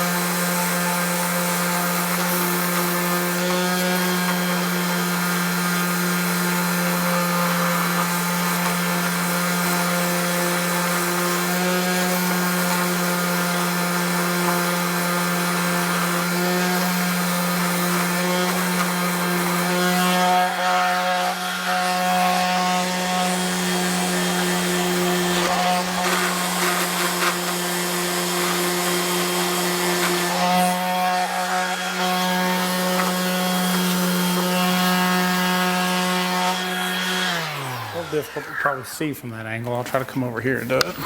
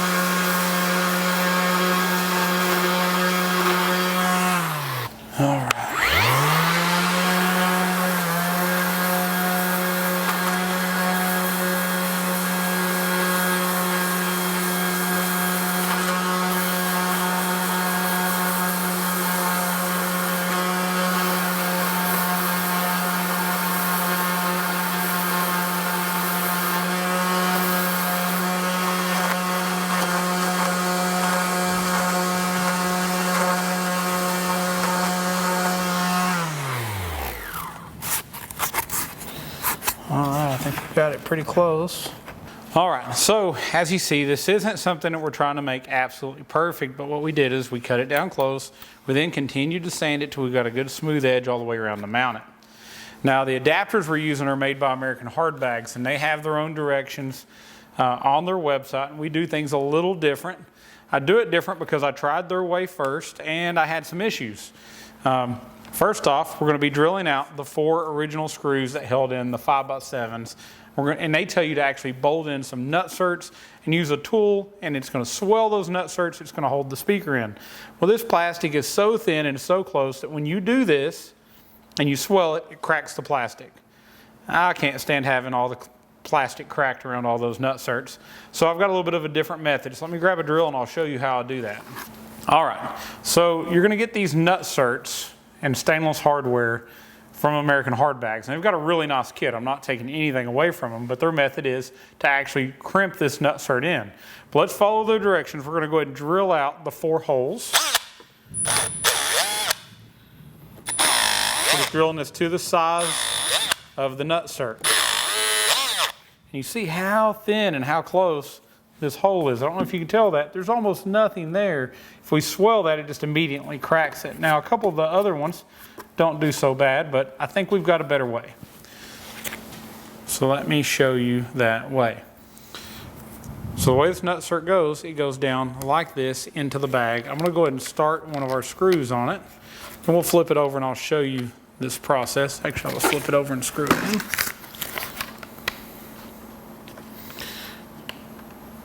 I'm going to go ahead and start these screws in all 4 locations here. Let me get those in.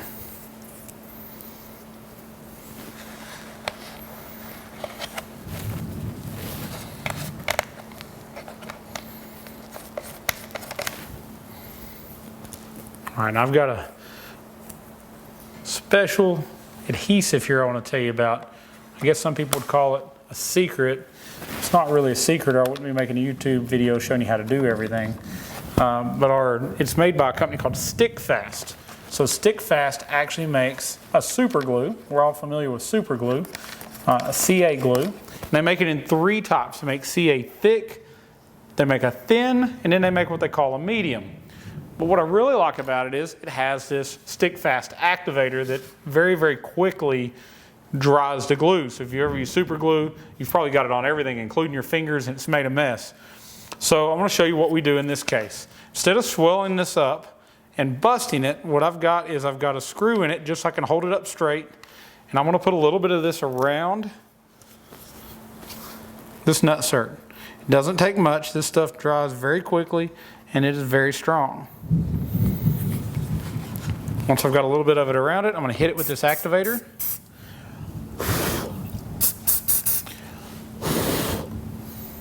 So I blow it because it just dries a little bit faster and it keeps it from running everywhere. But now this will continue to dry over the next couple of minutes and it will get harder and harder. I'm going to do the same thing to each one of the other ones. When you hit it with the activator, it tends to lay down flat. And I'll tell you from experience, if you get it on your finger and then hit it with the activator, it gets very, very hot. So I definitely wouldn't suggest that you allow it to get on your skin and then hit it with the activator. Do each additional bolt or nutsert.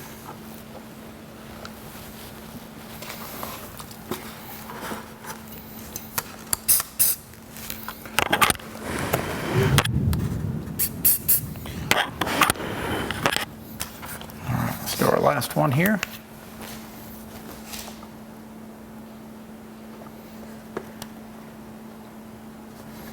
This glue is pretty inexpensive and it comes in handy for all sorts of things. We use it to put emblems on our grills. A lot of people use it in the car audio world for sticking tweeter pods and door panels and such. But here we have all of our screws are started. Our nutserts are glued in. We're going to take them back out now. We're going to now apply our gaskets to our adapter pieces. But first we've got to put our grill back in, because if we don't put the grill back in, we won't have access to the screws after our next step. All right, so I'm gonna pull back a little bit of our tape now. We're not doing any more cutting. We're a lot less likely to cause a problem, but I need to expose the edge where our grill is gonna go on.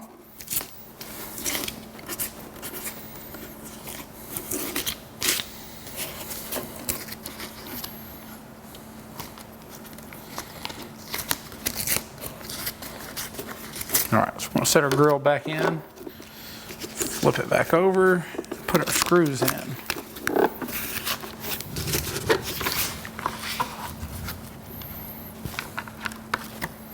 Now you had some longer screws that held the speaker in originally.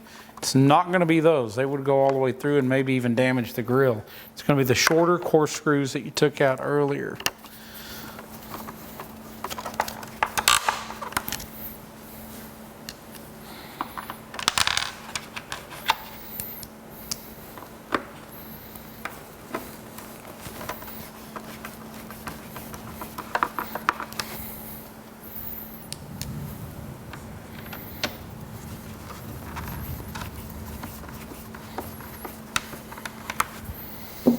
All right, so let's put our gasket on our parts.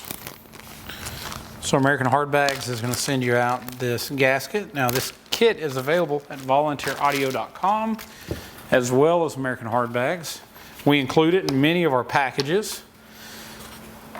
What we're going to do is apply a gasket to both sides of the one that's the size of a 5x7.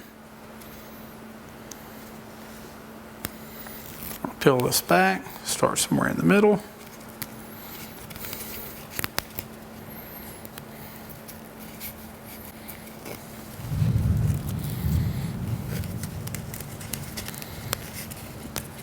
Make sure you don't skip this step. This is what's going to keep water out of your bag. It's going to make everything seal up nice. It's also going to make all that sound come out and kind of push it right out this hole.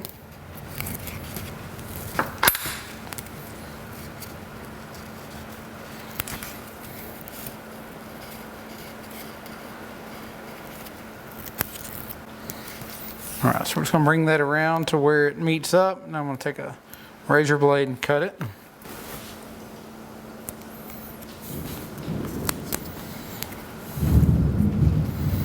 All right, so I got one side, and I'm going to flip it over and go ahead and do the other side.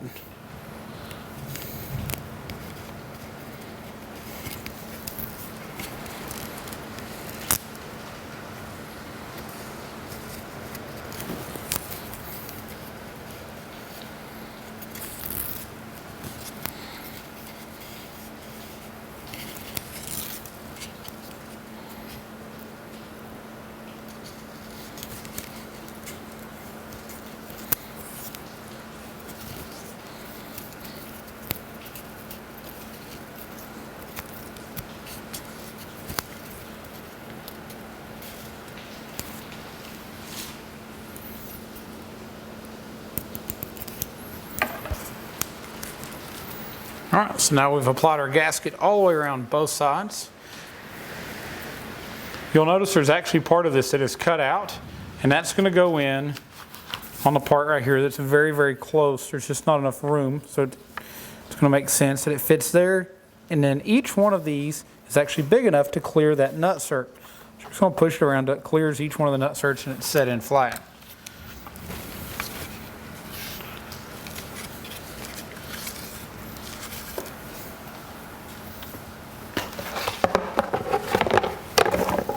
All right, so the next part is our actual 6x9 adapter. You'll notice it also has a flat area just like we had on that other part. So let me bring it up so you can see it again. It's going to go in just like this. Now we're going to drop each one of our screws in, and we're going to hand start them into those nut-certs.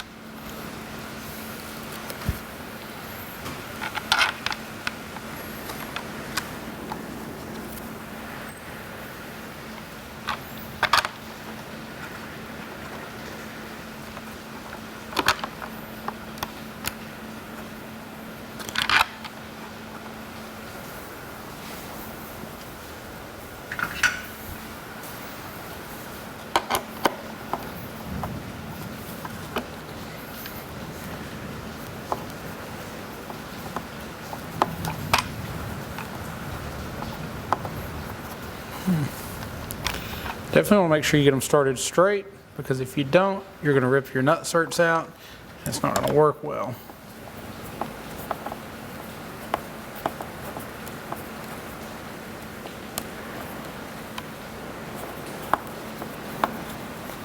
Got a storm blowing outside.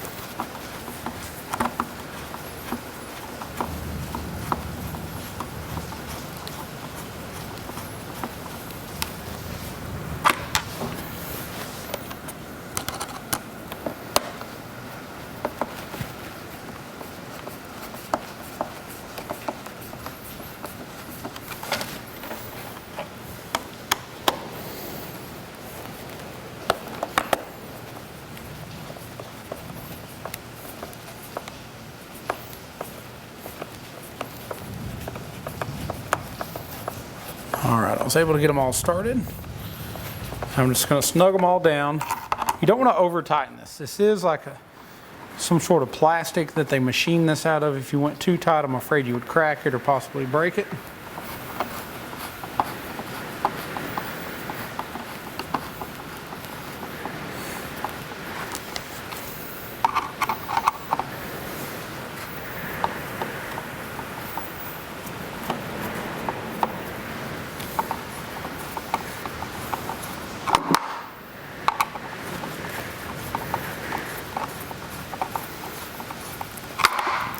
Keep dropping my screwdriver. Let's get them in here, each one of them snug.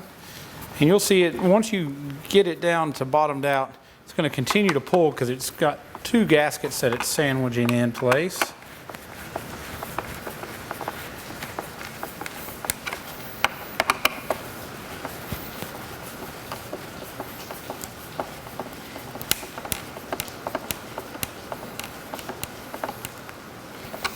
All right, so I've got our adapter on. Next, we've got to put one more layer of gasket down.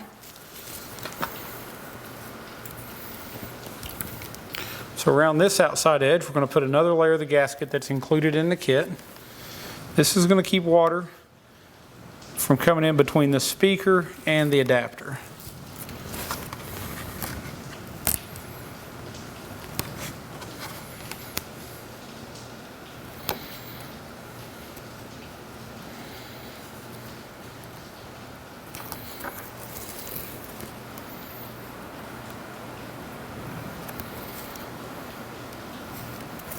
So I've used this adapter before with the Hertz SX690Neos. I've used them with the Infinity Kappa Perfect, the 900Xs. We've used them with the new Precision Power 6x9s, the MAS 694s. They all fit really well without anything additionally needed.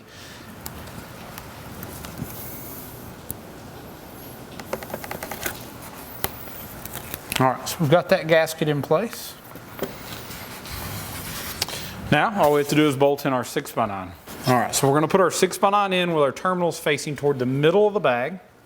Just going to drop it in here, make sure all of our holes line up. And included in this kit from American Hard Bags is new stainless hardware, some new coarse screws to hold the speaker in place.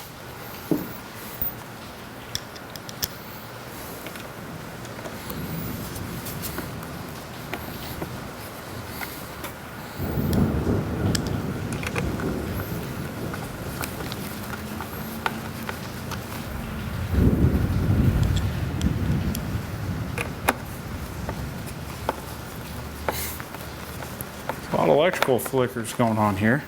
We've got a heck of a storm outside. Sounds like a tornado is about to blow through. And it's a lot of rain, a lot of thunder, and the wind is howling. It's a good time to be inside working on a bike instead of outside riding one for sure.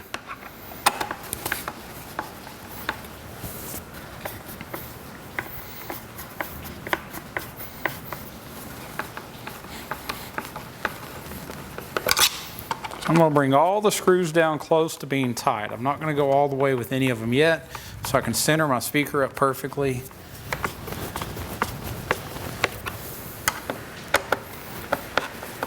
And I'm using hand tools because if you use a drill, it's a good chance you're going to slip, possibly poke a hole in a speaker.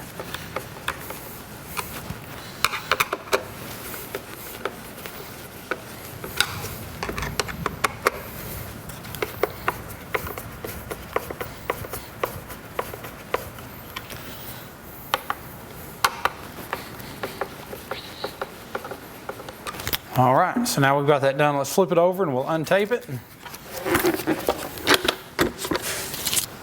All right, so now you can see we've got our Hertz 6x9 in here, or whatever brand that you end up doing in the kit that you choose. But it looks really good. It's sealed very well from the back. Looks as if it could be factory installed into the lid. We've not messed anything up. We took our time. We taped it off. We did it. Don't be in a hurry. If you're in a hurry, you're going to scratch something, you're going to mess something up. But I think it's about as perfect as you're going to be able to get this done. I hope that this has encouraged you to do this, because if you have the 5x7s in the Boom 2, you already know they can't handle bass like a 6x9 can. And if you're tired of continually blowing those size speakers, just move up to the 6x9s. Take these few steps. You don't have to repaint a lid by doing it this way. You don't have to buy a lid already for a 6x9. And it looks really good when you're done. And it's sealed up really well. All right, so I just went ahead and started the 2 bolts and got them lined up and got our lid reconnected to our bag. But I wanted to take a second and go over how this cloth is going to reattach now that we have these much larger 6x9 speakers. So let me get the part on the actual bag on first. Start both of those.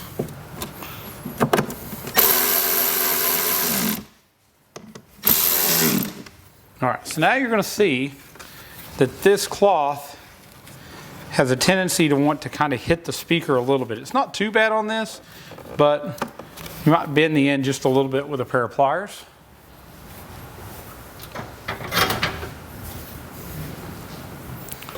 It just keeps you from trying to strip out the end of this hole. Doesn't take much, just enough to clear it. Now we're going to put our screws back in.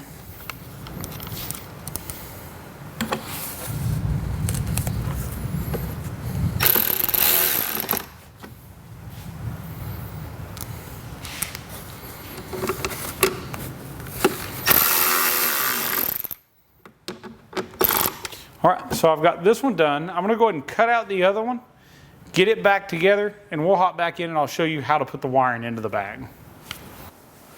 All right, so factory, the wiring came in here. As I said before, we're going to take an ABS plate. I'm going to put some silicone on it, maybe 2-way adhesive tape. I'm going to seal that up when we get done here. But I wanted to show you how to route the wiring that we're going to send you, the quick disconnect harnessing. Now, if you didn't have boom system at all and you just had the lids, then you won't have to make this plate.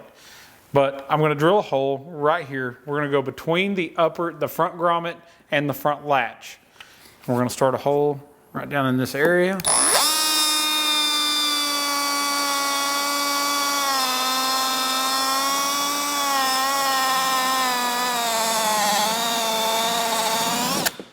It ends up being a 3/4 inch hole.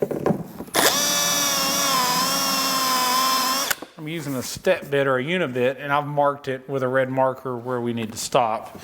I'm going to open it up. I'm going to hit it from the other side. With a step bit, I want to hit it from both sides.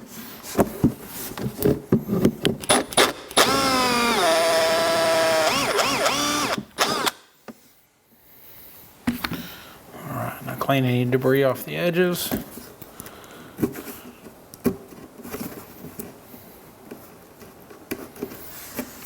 All right, so the harness we send you is actually going to be the Y harness that goes under the back seat, along with one of these for each bag. We're just going to feed our speaker wire in with our red connectors into the bag. We're going to take our grommet in as well. Then you're going to take like a small screwdriver. I'll grab one and show you. We're going to get that grommet in there. All right, so just start your grommet. Just push down on one of the edges.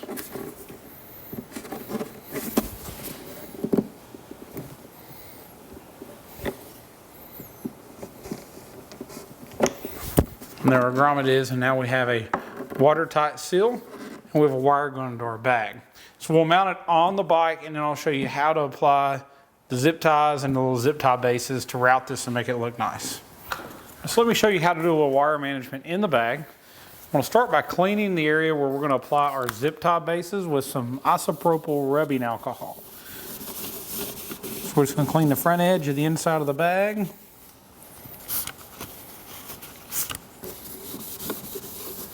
That way everything sticks good. All right, next step, we're going to take 3 of these bases. Now when you order your kit from Volunteer Audio, we're going to send you 3 zip tie bases and the zip ties for each bag. I'm going to apply one right here where the wire is going to go up to the speaker.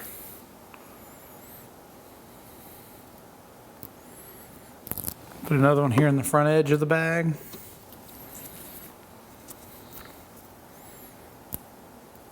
I'm going to come across and put one toward this back corner as well. These don't have to be in a perfect location, just pretty close to where I just showed you. Now in this particular bike, we ran a new backbone harness. We're using the factory connector in the fairing, and when we do that, we know that Harley wires that backbone connector backwards, so polarity is going to be backwards, compared to if it was already ran under the seat. So we're going to take the black striped wire, which is normally our negative, and we're going to put it on our positive. This is actually going to correct a polarity issue. We're also going to take the solid wire that normally goes to positive, and we're going to put it on negative. Now if you were continuing to use the Boom 2 harness, such as in a CVO, these were not going to be backwards. So you're going to go positive to positive and negative to negative.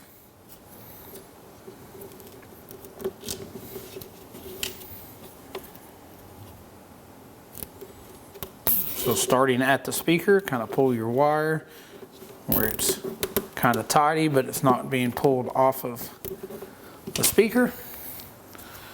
Come right here to the front edge. Just follow the wire around and secure it here as well.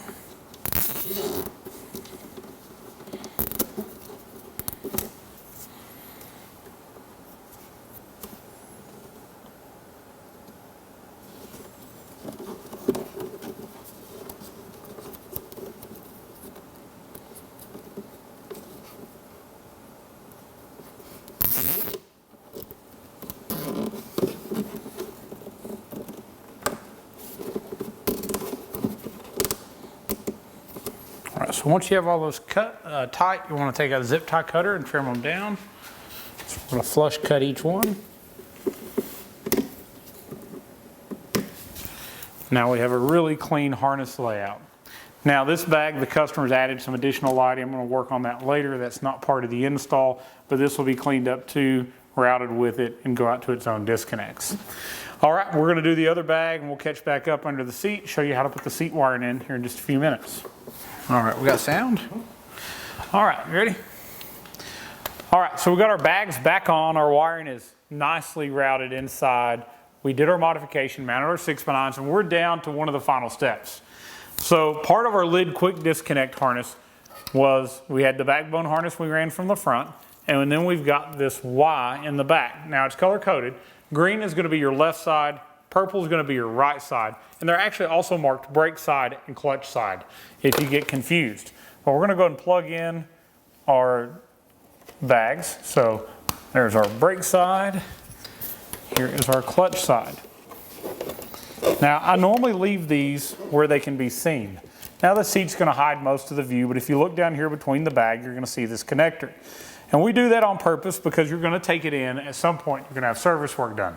Brakes are going to need to be done. Tires are going to need to be changed out. And when you do that, they're going to be removing the bag. Well, we don't want them to not see the wiring and to mess up what we've done. So we put this connector right in here. It's a watertight connector. So when they go to undo it, they're going to see it. They're going to unplug it, set the bag aside, do their work, plug it right back in. So because we're leaving it there, we're going to find and we're going to secure our wiring here underneath the seat so that the harness will hang out where we want it to be. So in this case, I'm going to come here underneath the wiring that did go to our fuel sender. I'm going to secure that factory wire. And now I'm going to go to the other side. I'm going to do something very similar, but I'm going to go underneath this battery tray hold down. I want to leave this lead with the connector here just outside in between the bag and the seat. All right, so this Y harness though does simply plug into our backbone harness. Let me get this untangled here. So we're going to plug it in, and then we're going to have a little excess wiring. Now you may have left some of this in the fairing, you might have brought some of this to the back, but whatever you have left, we're going to tell you to feed down here in front of the battery box. There's quite a bit of room down here that you can do this. Now I'm going to go ahead and zip tie part of it, so what I feed down there is not just loose wiring. Flush cut the zip tie.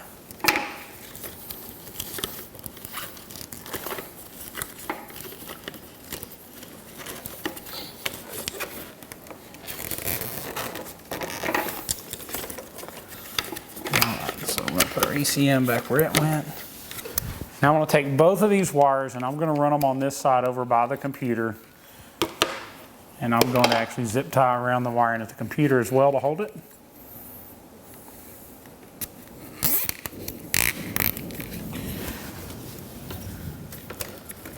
Tuck this harness down here out of the way a little bit more.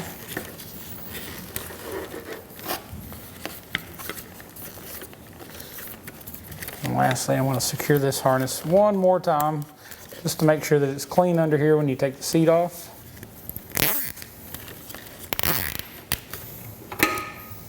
Flush cut all our zip ties.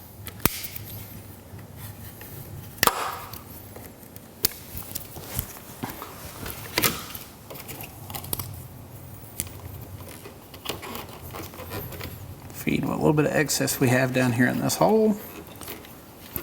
All right, there you have it. We have the wiring back underneath the seat. Everything is secure, everything's where it needs to be. We can put our seat back on now, we can put our fairing on, and we can actually listen to it. So let's do that now.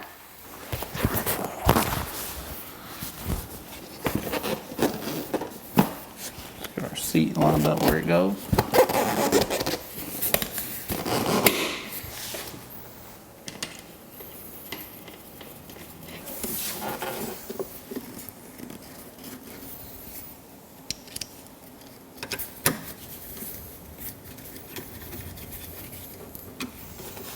All right, tanks on, seats on, bags are done, amps in, front speakers are changed. I mean, we're done.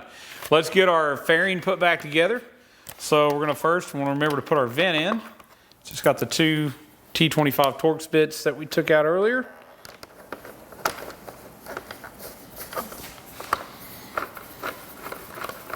We're so close to listening to it, so please hang out just a few more minutes and we'll let you hear what this thing sounds like.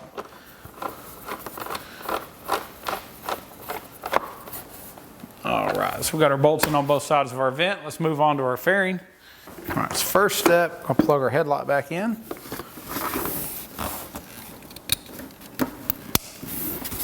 All right. Now I normally just take the center bolt for the fairing, I just hang it by that bolt.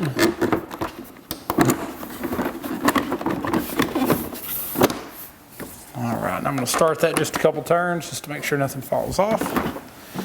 Drop our windshield back into place.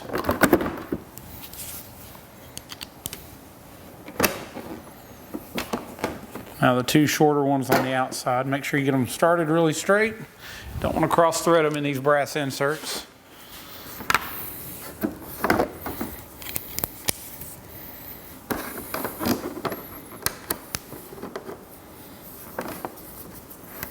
Now I'm just going to start them. I'm not going to tighten any of these yet because we've still got the 4 to do on the other side of the fairing.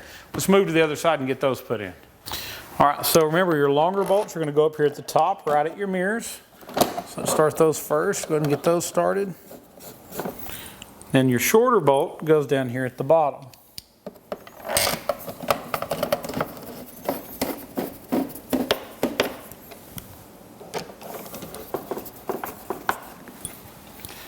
Again, longer one right below the mirror.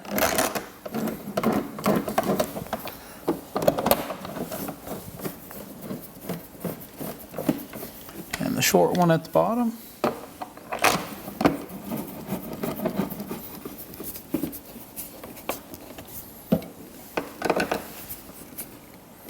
All right, now I'm just going to go back to the other side and we're going to tighten the 2 outer bolts. And lastly, I'm going to snug down that middle bolt.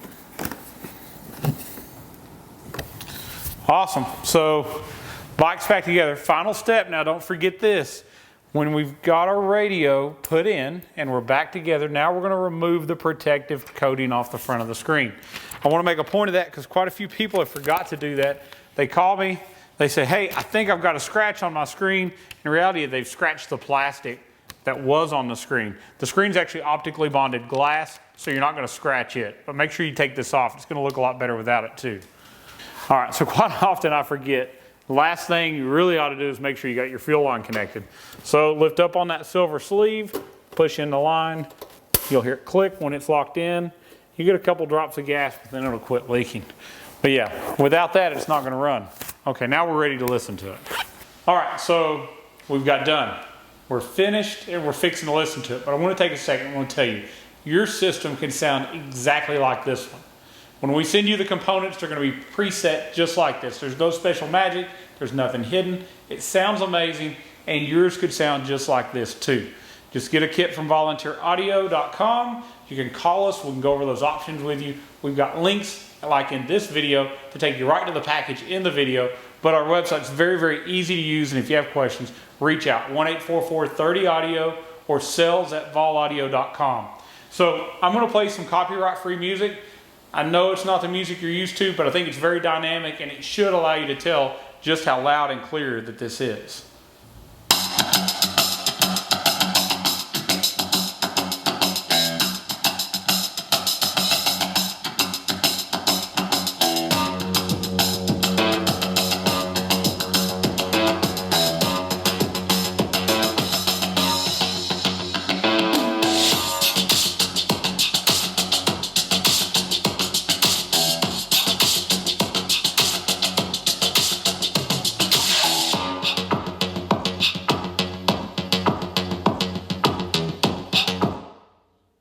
Let me tell you, this never gets old. The thing sounds amazing.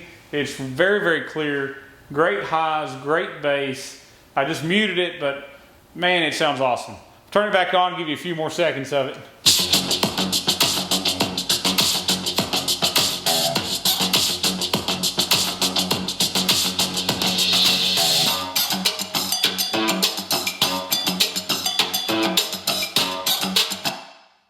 All right. I so hope we have time and things work out that when the guy that owns this bike shows up, we can do a little reveal, get his reaction, because he's going to be absolutely blown away.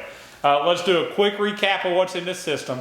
We took this 2018 anniversary edition and we made it look like a new one by taking out that old GT radio and putting a Soundstream Reserve HDHU14 head unit in it. Looks so much better. Even was able to do the blue backlighting that matches the bike. We added the Precision Power 800 watt amplifier. That amplifier is amazing. We've had it on the amp dyno. Does about 117 watts continuous power. That's RMS power to each speaker. It does that while still staying below 1% distortion. So it's super loud, it's super clean. And we paired that up with our Hertz SX165Neos. That's our neodymium motorcycle specific speaker from Hertz, our 6.5s. And then we altered those boom audio lids from a 5x7 to a 6x9 and used the Hertz SX690Neo 6x9s in the rear. It's loud, it is clear, it is crystal clear. There is no distortion whatsoever and it sounds amazing. Thank you so much for watching this entire video. Please subscribe to the channel. If you're already subscribed, thank you. Please continue to watch, like it, share it with your friends, and comment. Let me know what you think about the video. If you enjoyed it, let me know. If there's something you'd like for us to do we haven't done yet, let me know that too. I'm always looking for new ideas. Now, let me back up and go back over this. I hope this encouraged you. I hope it made you take those steps. Whether you buy it from us or somewhere else, I want you to know you can do this job. It seems like a huge daunting task, but when you break it down with each individual part, it's something you can do with basic hand tools. You just follow along. I hope this has encouraged you to take those steps. And let me know if you did it, if you enjoyed it, if you figured it out and you feel very accomplished. Definitely send me a comment, send me an email, call me. I'd love to hear about it. If you're in Tennessee if you go to the Great Smoky Mountains, stop by and let me hear it. I'd love to check out your system. We'll go over it. We'll do a polarity check, things you may not have tools for. We'll make sure it's everything it's supposed to be. Back to that, we're right outside of the Great Smoky Mountains. We're not far from the tail of the Dragon. We're really close to the Devil's Triangle, the Foothills Parkway. We have some beautiful riding here in East Tennessee. So if this is outside of your wheelhouse and you don't want to do it, call me, make an appointment. We'll have you come in. I'd love to meet you, take care of your bike, do an amazing audio system, and we'll get it done very quickly so you can go ride and enjoy and listen to it while you see the Great Smoky Mountains. But thank you so much for watching. Thank you so much for sharing, and God bless. Have a good day.